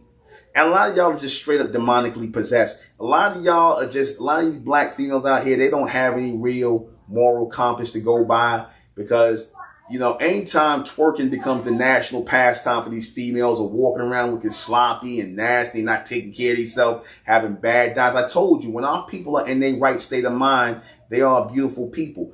But y'all took to uglying yourselves up. The so-called white men, they started uglying you up in the beginning of the 20th century when they was making all them stupid ass blackface movies and blackface and red lips and black minstrel show characters, all them stupid ass movies and stuff where they calling us, making up characters don't even look like us. They sitting up here putting on blackface. Our skin wasn't even black, and putting on these, and they look like idiots. Who does that? The jazz singer and all this other nonsense. Who does that? That's a bunch of idiots. You trying to make fun of people, and that don't even look like us.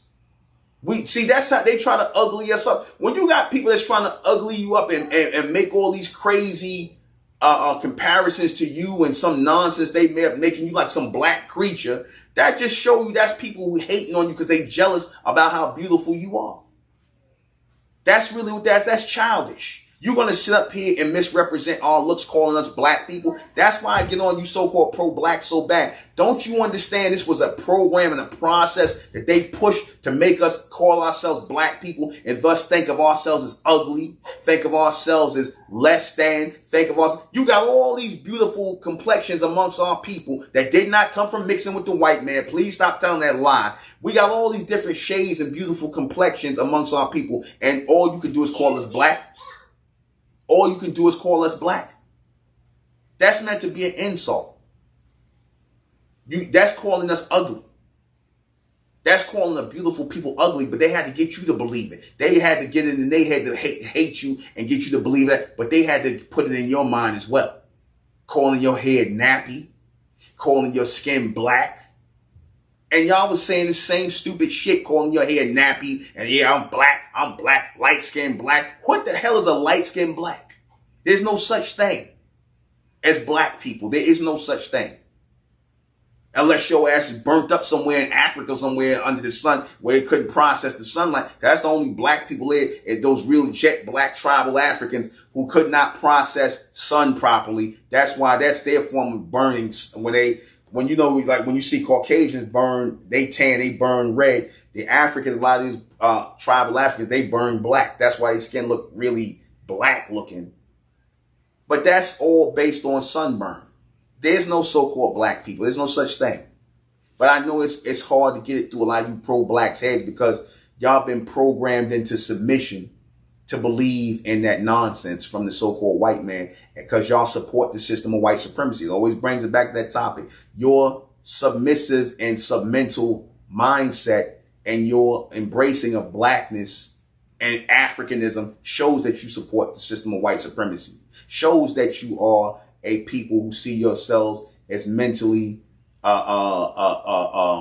deficient to the white man, because you just basically, whatever he say is what it is. A lot of you black females of today, like I said, a lot of y'all got heavy demonic energy on you. And I definitely acknowledge the reality of demonic energy. because it's a whole lot of degenerate and demonic energy activity moving around out here, especially in today's world. That's why a lot of you black females, like I said, y'all up here twerking and you're doing all this nonsense. You're putting all these weird hairstyles and funny colors in your hair because you're sitting up here watching a bunch of stupid ass videos with these black females who are being paid to push degeneracy and call it music. They're being paid to push a whole bunch of degenerate behavior. You see, these Sukianas and black whatever and all these different, these people, all these black females out here are pushing garbage to y'all. That's why y'all doing this to yourself. Damn eyelashes to look like damn spiders on your damn face. Y'all don't know how ridiculous you look. You obviously got to be walking around in a trance, or you got heavy demonic demons on you to walk around. You don't even know you look stupid. Anytime you don't know how ridiculous you look, you walk around red and blue hair and damn tarantula looking like you got tarantulas on your eyes, batting your eyes, and a ton of damn makeup on your face, looking like a damn kabuki, one of them kabuki, Japanese kabuki damn performing artists. Y'all look crazy as hell, man. You look crazy as hell. That can only be demonic possession. That can only be a mental illness, mental disturbance. A lot of you black females, a lot of y'all are mentally disturbed, man. There's a lot of people walking around out here that have not been diagnosed with bipolarism, you know, all kind of bipolarism and just all kind of mental deficiencies and disorders, man. Unfortunately. Let me see. Is Afrocentricity a creation of Caucasians? Yes, it is. Afrocentricity, Pan-Africanism, all that is a creation of white people. Because who told you came from Africa? Who called you African? That's your answer right there. The people that called you African and said that you came from Africa, those are the people who created Afrocentricity. Those are the people. You see, those are the people. You see, those are the people that created Afrocentricity. The very people that said you were African and that you only come from one part on the planet, the black colored section, which is Africa. But then they'll tell you that, oh, you know, Elon Musk is African American. He get to be African too. Charlize Theron, she get to be African too, because they from South Africa. So they African American too. Y'all can't have nothing, man. They won't even let y'all have the African thing. You can't have nothing. So you Afrocentricities, you guys wearing all this red, black, and green bullshit. You guys wearing all that kente cloth and all that other nonsense. Y'all a bunch of fools, man. You Pan-Africanists are a bunch of goddamn fools, man. Y'all phony and you a bunch of fools. Because ain't none of y'all going to go live in Africa. Ain't none of you going to go change your name to no African names. Ain't none of y'all going to up and leave America. That's why I said y'all phony. And like I said, you cannot trace that word Africa and some so-called black people trace that word back to black people calling themselves African. But we can trace America back to the Mayans. The word America comes from the Mayans. So the copper-colored races who y'all would call black. The word America comes from them. It don't come from Amerigo Vespucci. It comes from the Mayans. That's been proven. The word America has more connection to us than Africa. Africa has no connection to us. America does. But y'all don't hear that though. That again, you attribute the white man as being American. You attribute the Caucasians as being American. They're not Americans. They're Europeans in America. They're not Americans. The Asians are Asians in America. They're not American. The only real Americans by blood is us, the American indigenous people. We're the only Americans by blood, by nationality. Americans look like us. Real Americans look like us. The immigrants, those are the fake Americans. Leaving pro-blacks behind. See, this is why we got to leave the pro-blacks behind. This is exactly why, because they're mentally damaged, man. They're mentally damaged. They can't get out of that whole black mentality. They can't go back. They want to go back and forth with white people. We ain't got time for that, man. That has never worked with our people. Going back and forth, we need to be focused on us. And the best way to be focused on us is to drop the whole black thing. Because why I said it is because number one, it comes from white people. And number two, all it does is keep the black and white thing going. It's like good and bad. good can't exist without bad, and bad can't exist without good. So guess what? When good no longer exists and there's only bad, then guess what? Bad is going to fall down too. When bad only exists and good, bad is going and good is only there, then that means good is going to go down. So when black no longer exists, how long do you think white is going to last? When black no longer exists, meaning we're not referring to ourselves as black anymore. We're not putting on no African-American nonsense. We're not checking African-American and black or none of that. Stop checking that BS on the damn census or wherever you putting it on. Cut that out, man. Cut that out. Stop calling yourself black and African-American. Cut that out, man. That's not real. How you expect real change and real progression to happen when you sitting up here believing in something that's not even real? How are you going to make real change or see some real progress in your life as a people if you're not even dealing with reality? Make that make sense to me. Y'all calling yourself black people and you're not even black. That don't even make sense. How do you expect some progress for black people and there's no such thing as black people? No such thing. Again, I could call you cat people, but are you cats? Are you cats? I could call you dog people. Are you dogs? No, you're not. So me calling you black people would be the same thing because your skin is not black.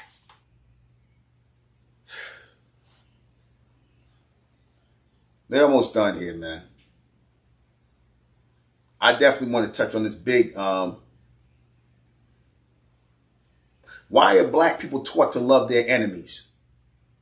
You taught to love your enemies because that takes you off guard. See, when you know who your enemies are, that's half the battle in destroying your enemies. You follow what I'm saying? When you know who your enemies are, that's half the battle in destroying or being able to defend yourself from your enemies. But when you don't know who your enemies are, when you think everybody's your damn friend, when you think, oh, we all the same and all that, they'll promote that to you because that's a way of taking you off your guard.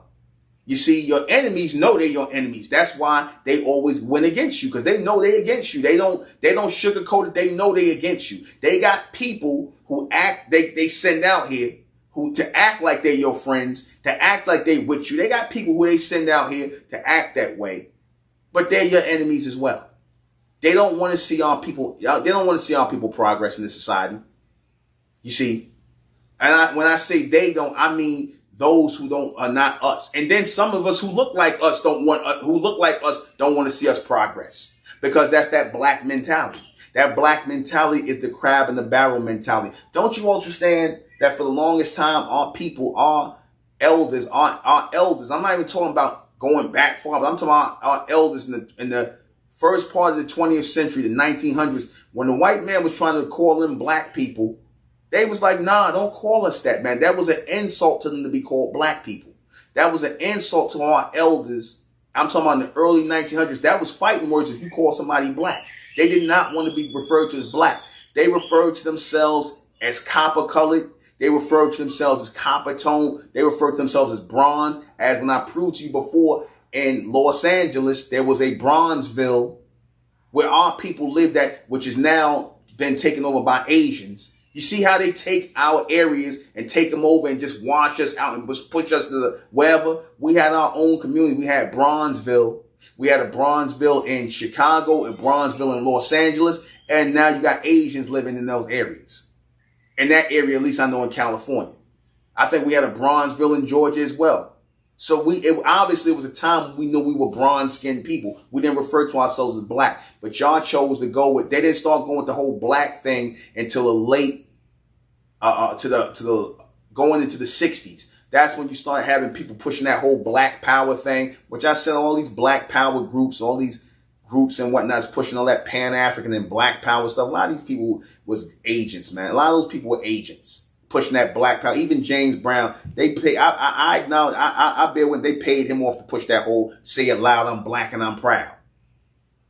Nah, man, we not black people. Again, they cast us in the image of black people to be the villains, while they being the good guys. They cast us in the image of being villains as black people, the negative people, the bottom of the barrel, because you can't have up without down, you can't have right without left. You can't have God without the devil. So if you take one out of the equation, the other one falls. Remove black from you and watch white supremacy fall. Watch it fall.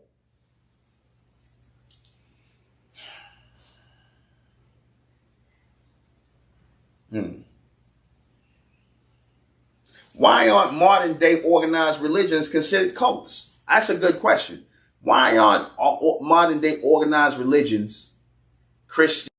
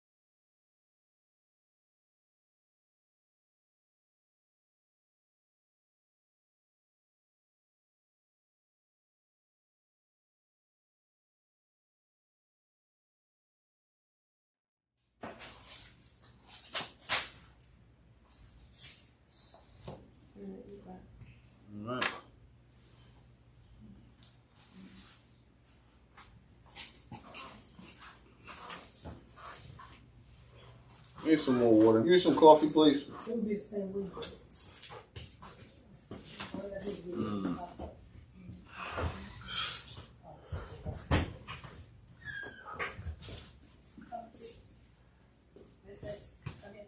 All right. Okay, we back. Let me get a cup of coffee, please. Some more water. All right. And let me pick up where I left off at. You know, sometimes this happens. But anyway, let me get back into this. All right. So, back to what I was saying. Why aren't these, let me see. Why aren't these modern day religions referred to as a cult? You see, it's a little technical difficulty, you know, but who knows? They might have heard this and like, get him off of here. You know what I'm saying? But whatever. We keep going. Why aren't these modern day organized religions considered cults? You see, again, you never say to your grandmother, Grandma, why you going to that cult? Why you going to get the pastor your money and whatnot? You going to that cult worshiping some white Jesus or some white God in the sky that don't exist? Why you going there? Why are they not considered going? Why is that okay? Why are those people not considered following a cult? Hold on.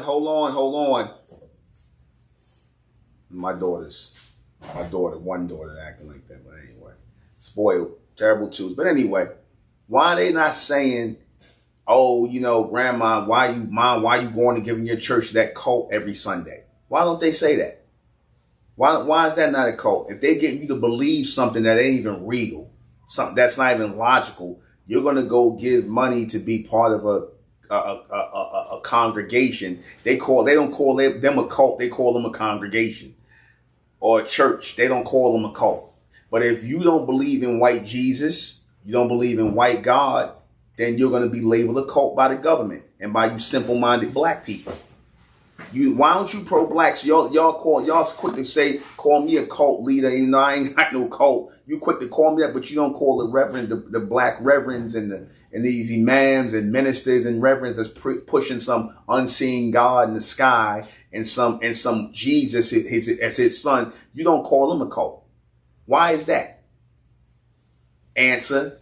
Because the white man said they're not a cult. He says they're a congregation and they get 501c3. See, because it serves them to have people pushing that program of Caucasians as looking at Caucasians as holier than thou and higher people, to worship Caucasian or pale skin as God and righteous and higher power, and the higher power, and looking to them for everything. It puts them on a pedestal. So of course, they're not going to demonize you for putting their image on a pedestal. If you putting white Jesus up as on a white Jesus or white God on a pedestal, of course they're not going to demonize you. Of course they're going to say, oh, you're okay to practice that. Of course you can practice your religion. What, Christianity, Islam, Judaism, Israelite, or whatever. You can practice that. As long as, you know, well, I'll say this with the Jews. One thing I'll say with them, they deal more with laws and stuff like that. They deal more with laws, and they deal a little more with the Christian, Islam, and all that stuff. Again, they don't refer to that as cult. Now, am I calling these people a cult? I don't subscribe to none of the cult stuff. If people want to think a certain way or believe a certain, that's their business. That's their business. You free to do it as long as you're not hurting nobody, as long as you're not harming anybody or threatening nobody. You can believe whatever you want to believe in. You want to believe in a God in the sky that's white, that's your business. You want to believe in his white son Jesus, that's your business. But don't sit up here and call nobody else a cult because they don't believe that. Because they don't believe that, they thinking a whole different other way. You're going to call them a cult? You're going to demonize these people because they don't want to uplift your image no more? Your white God and your white Jesus, they don't want to uplift that, so they're a cult? That's really what that boils down to.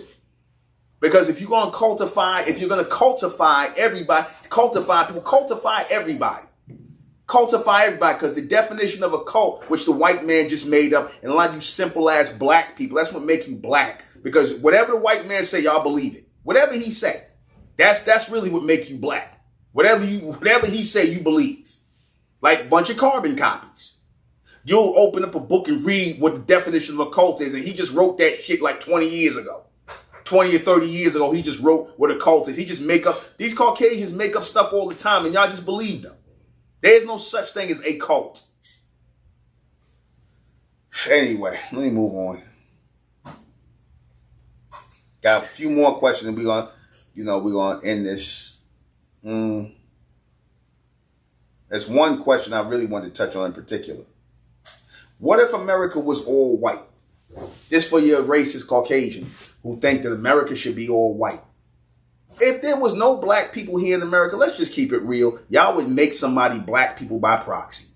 If America was all white like y'all claim y'all want it to be, you would make somebody white by proxy. Because then if there was no black people here, so-called black people, if there were no so-called black people here, then you would look to the most darkest people and they would become the niggas. They would become the niggas. You would look to the most darkest skinned people. You look to the East Indians. That's what you would look to. You would make them the black people. Okay? You see, that's the thing when you got a society of people who are mentally disturbed. These racist people, because they are mentally disturbed. They got to look to blame somebody. They got to look to victimize. They got to look to make somebody they got to look to harass or victimize somebody to make them feel good about themselves. That's all racism is really about. Racism is about a bunch of mentally ill people, a bunch of mentally ill and small people who look to bring and wreak havoc in other people's lives. Because listen, life is hard enough as it is to go through and get through. Nobody needs to make their life live in hell. I don't care what race you are, what species you are. Life. Just going through this life every day, dealing with your family, dealing with people in your life, dealing with relationships. It's hard enough. You don't have to deal with people who on this racist nonsense. Then you got to deal with these assholes who want to harass you, who put on police uniforms, who ain't got nothing better to do in their life because they mad about whatever reason. These are mentally ill and disturbed people who unfortunately sit in positions of authority. Unfortunately. These are mentally ill and mentally destructive people who, if black people wasn't here, they'd make somebody else the scapegoat of the villain. They'd make if the East Indians wasn't here, they'd turn to the Asians. If they wasn't here, they'd turn to their own white people. And they'd be like, oh, you white people with black hair, we don't like you white people with us blonde hair and red hair. White people don't like you white people with black hair. Y'all would do that. Hell, y'all do that already. A lot of you Caucasians, you demonize the Jews. You'll demonize them. You'll make them bad people. You see, a lot of you regular white people, you demonize them. So y'all got racism even amongst yourselves. You got racism amongst yourselves. You see, you got racism even amongst yourselves. It's a sickness. Now, people might say, I'm racist for the things I've said, but I'm not a racist. I'm a realist. I'm a realist. And I don't try to make myself appear to be, higher or anyway. Again, true supremacy, true cream rises to the top. I don't care. You can't fake supremacy. A lot of you people that's talking this white supremacy stuff, you faking supremacy. You calling degeneracy supremacy. It's not white supremacy. I said to all of you, it's not white supremacy when you deprive people of things and you focus on people race trying to make people's life a living hell. And you know that's what you're trying to do. You're trying to bring chaos and confusion and turmoil in people's lives and harassing people and bothering people. You're mentally disturbed. Mentally disturbed people will try and disturb other people's lives. And that's all we had to deal with in this country as so-called black people ever since we encountered these Europeans. You see, my daughter's toy. Anyway. So there would be chaos and confusion if this country was all white. It would be chaos and confusion. Like in a lot of them European countries where they don't tell you about a lot of chaos and confusion, where y'all do a lot of the same things to each other, robbing, raping, and killing each other. You do the same exact things. You know, the stuff you try to scapegoat black people for. Because again, how was it? And that was the next question. Are black people really the problem in America? Was that y'all always talking about black people are the problem in this country. But my thing is this, if black people are the problem, how are they the problem if they're the minority? If black people are only 11%, first y'all said we was 13, now it's 11%. How are we the problem if we only 11% of the population? I mean, 11% of the population in America. How are we the problem? And it's more y'all. How are we the problem? When 9 times out of 10, if you don't go to a so-called black neighborhood, you ain't going to have no encounter with a black person. So what is it that you really hate about so-called black people? What is it that you really hate? And keep in mind, I know that hate is really jealousy. hate is what you hate. If you can't define what it is that you hate about people, especially since if you never had no account, if people make you feel a certain way, or you feel threatened by them, that's your goddamn business. That's your business. I don't like the way they look. I don't like how they make me feel. Then goddamn it, that's your business. You need to go out and socialize more, or go someplace else and go live in an all-white country then. Go live in an all-white country if that's how you feel. Our people been in America since before y'all was here, and we ain't going nowhere. You have these simple ass pro-blacks going over there to Africa. Then the same pro-blacks is running their ass right back over here after they done got robbed by them Africans over there who don't consider you they people. As long as you bringing some money over there, then you could come over there to Africa and be with them. But as soon as that money run out, or as soon as you can't help them no more monetarily, they're gonna want you to up out of there. Because they always gonna kiss white people asses in Africa. Always. So,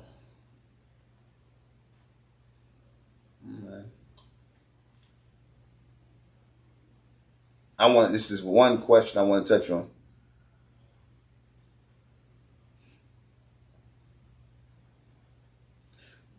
Let me see.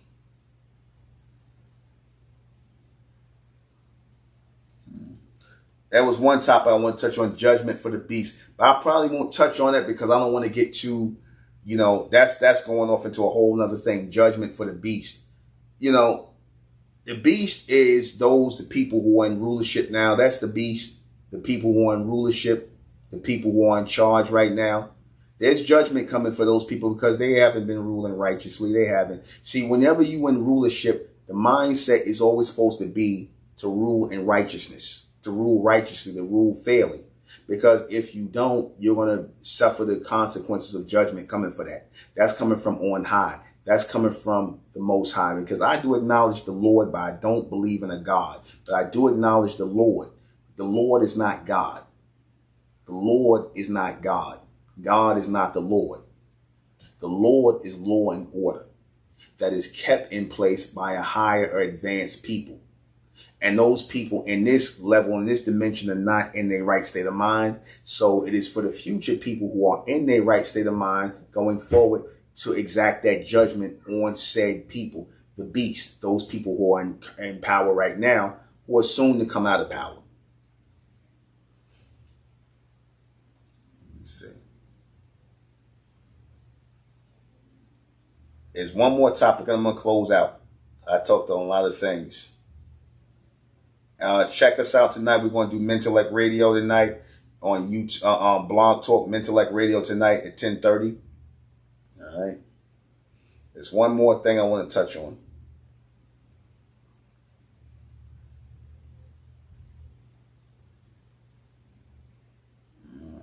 Well, I think I remember the topic, and the question was more or less like, why was there no real knowledge of who we were until MENTELLECT came along? Because y'all know I'm the one that brought forward MENTELLECT. Y'all know me as, MENTELLECT, the one who brought forward the teaching of MENTELLECT, which I describe as a logical and rational way of thinking, an extended or an advanced logical and rational form of thinking. That is MENTELLECT. And that's only for the people who we deem as the brighter race, of the people who are coming forward into alignment to a higher state. I'm leading that charge, and I'm leading that evolution of thought. I'm about the evolution of our thinking. You see, because black people think in a vacuum, they think in a limited vacuum, and we can't do that no more. That's why I said we moving past blackness, man. We moving past that. You see, we're not defined by this society. You see, you so-called pro-blacks, that's the problem. That's why you can't imagine a world in which you are no longer answering to black, because you live in the confines of this society and this term that you were given by white people as black. And because you got a slave mentality, you pro-blacks, yes, you pro-blacks, you pan-Africanists, you black conscious, you all got slave mentalities. You can't let go of black, even though it's been proven that that was meant to be a derogatory term given to you by white people. Even damn Spike Lee showed you in that movie Malcolm X, when the guy Baines was sitting up there with supposed Malcolm X, who played by Denzel Washington. He was showing you the word black, sullen, this, that, and the third, and all this, and then they call you black people. You see, they was showing, that was his way of showing you that that terminology was given to you as a way to disrespect you and degrade you. And y'all still embracing this. Y'all get mad when people say we're not black, we should stop answering to that. That's meant to degrade and disrespect us. You will get mad about that. That show y'all a bunch, y'all brain stained. I don't say brainwashed, because washing something is a good thing. Y'all are stained mentally, brain stained by the beast in this program. You brain stained. That's why you want to embrace blackness, which is nothing. Which is nothing.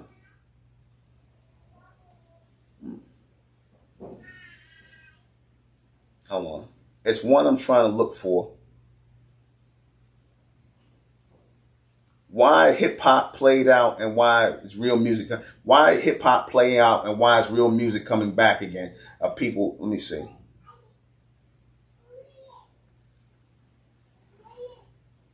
Okay.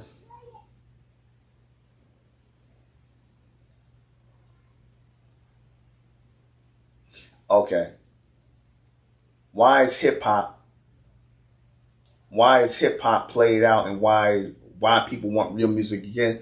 Because number one, you're not, like right now, there's no more hip hop. This trap music and this other garbage that they putting out, that's not rap music, that's not hip hop. This is garbage that's being put out. So whenever a music don't run its course, and again, you gonna have people that's gonna come out and they're gonna rap and they're gonna try and do it in the traditional way and try to bring back the old ways and the ways of how hip hop was and rap. And that's fine, but people are neglecting a next music that's trying to come forward. There's a next music on the horizon that's trying to make its way forward, because see, we're constantly creative people, just like we created jazz music, R&B, soul, hip hop.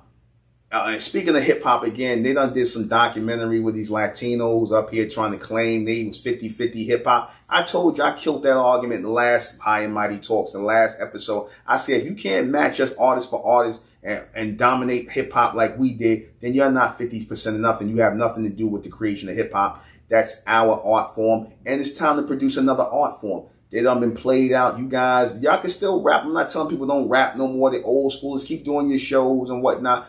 But know that another music is on the horizon. People want to hear singing again. People want to hear harmonizing again, because you guys, a lot of you guys done took rap music and hip hop and y'all done put it in the toilet. It done went in the toilet. Y'all went from talking about, y'all done talked around everything from revolutionary stuff to evolutionary stuff. Some of y'all said a few evolutionary things, not much.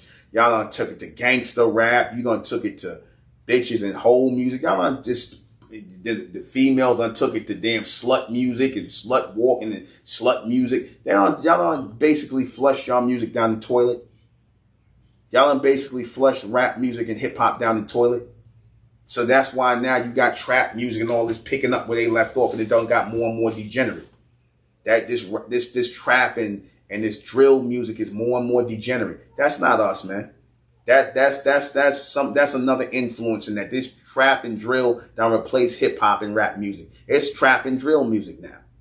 We ain't even dealing with hip hop no more. You see, the record companies ain't really promoting no hip hop and none of that. When the last time you hearing out these rappers coming out with records, they ain't promoting no Jadakiss and no Style, no Locks and or Rakim and Big Daddy. They ain't promoting them no more. They want to promote drill and trap music because they focused on destroying the minds of our people. The record companies are part of that too, man. All the system of white supremacy, right?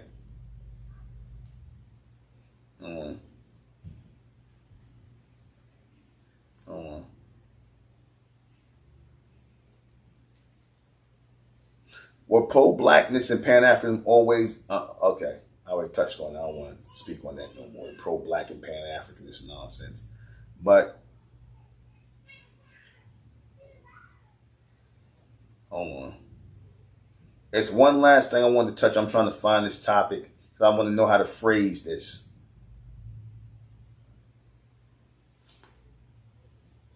Okay.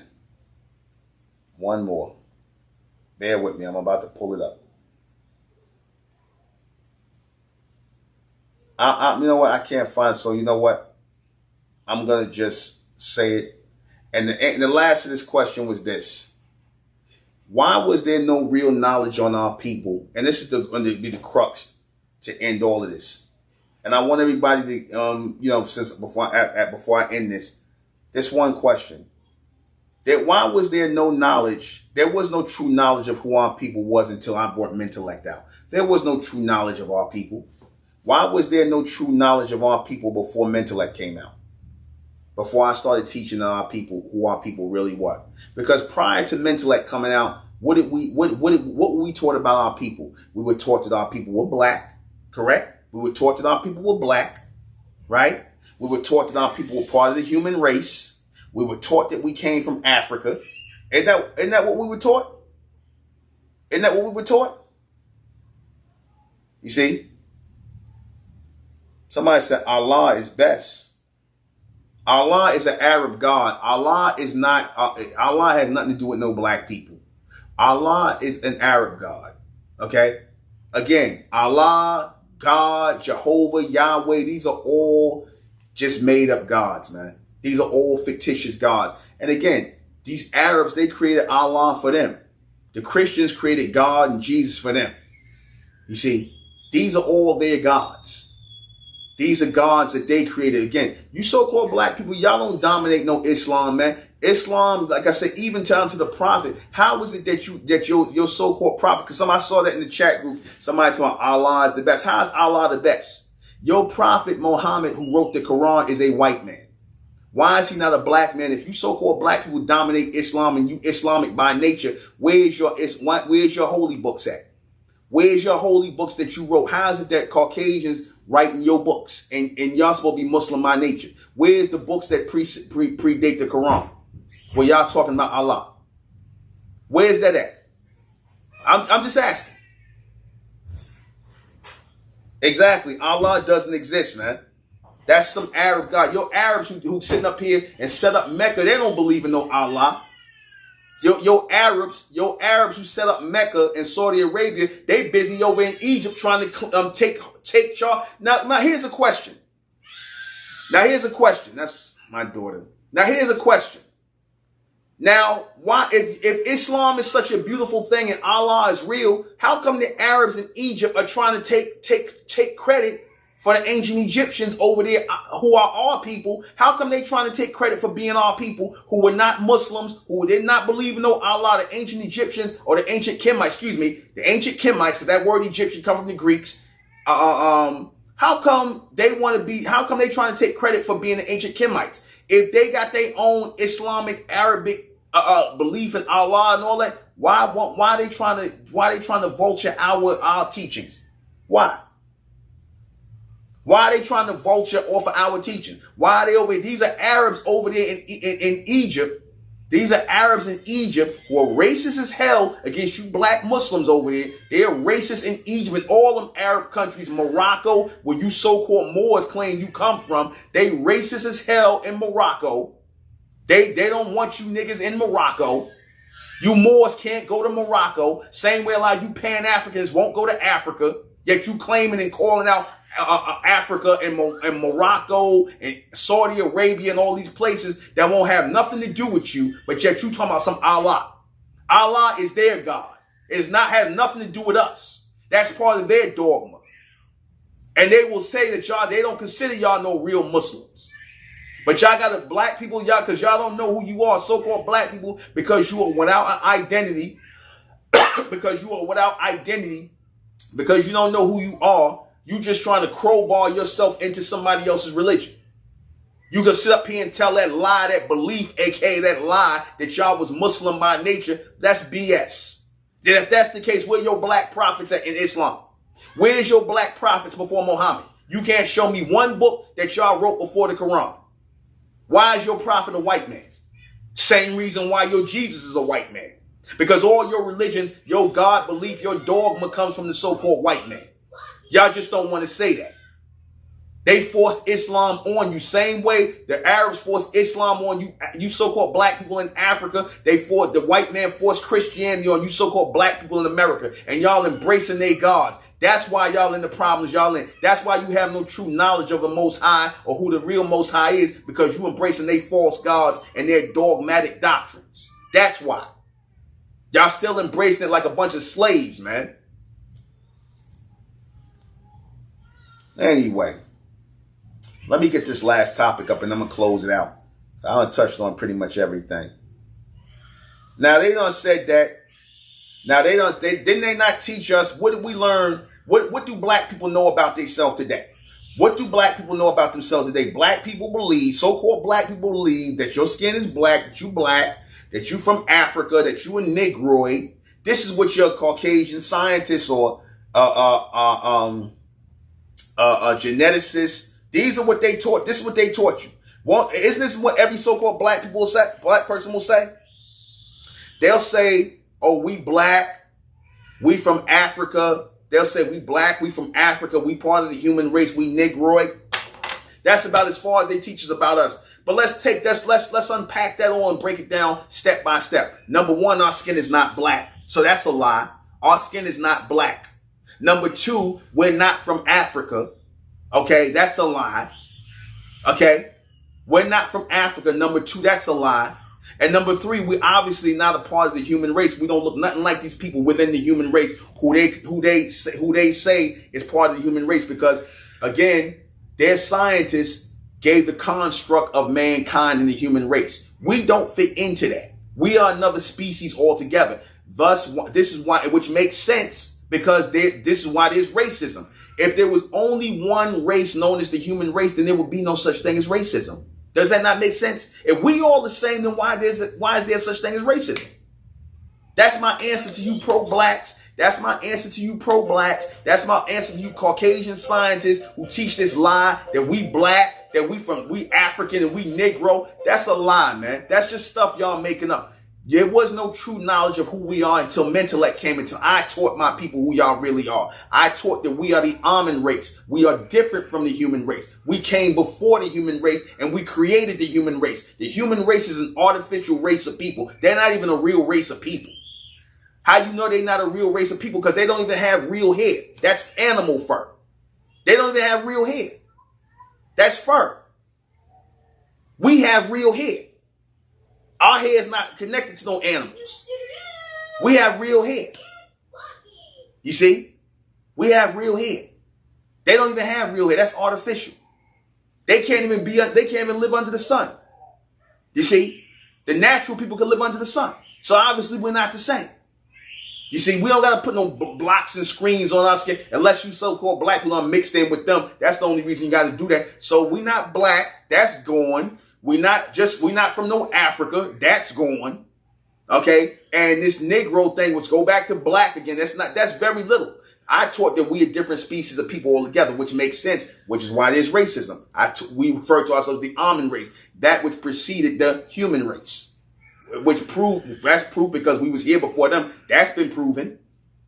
We've proven that we were here in America first, and that America is where we're from. This is the origin where we come from, obviously, right? That's fact.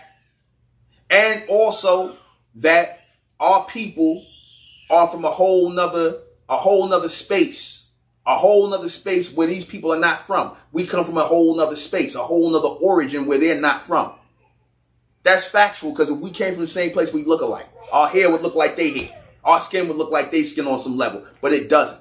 So I gave the only real breakdown of our people as the almond race, as the bronze copper colored people, as the American indigenous, even though they're American indigenous. But even then, I went further with the fourth dimension and the breakdown of who we are as the almond race in the fourth dimension, and how we came onto this planet and was superimposed onto this planet as a solar projection into the earth. I broke it all down. I'm not going to go into it because it's too much, because I'm about to end. But you can listen to my broadcast and I go deep into this on my thoughts and my factual, I'm not even gonna say my factual thoughts on this, because everything I say when I go through this and break it down as to us being a different species and a different beings altogether makes nothing but logical sense. I walk people through it.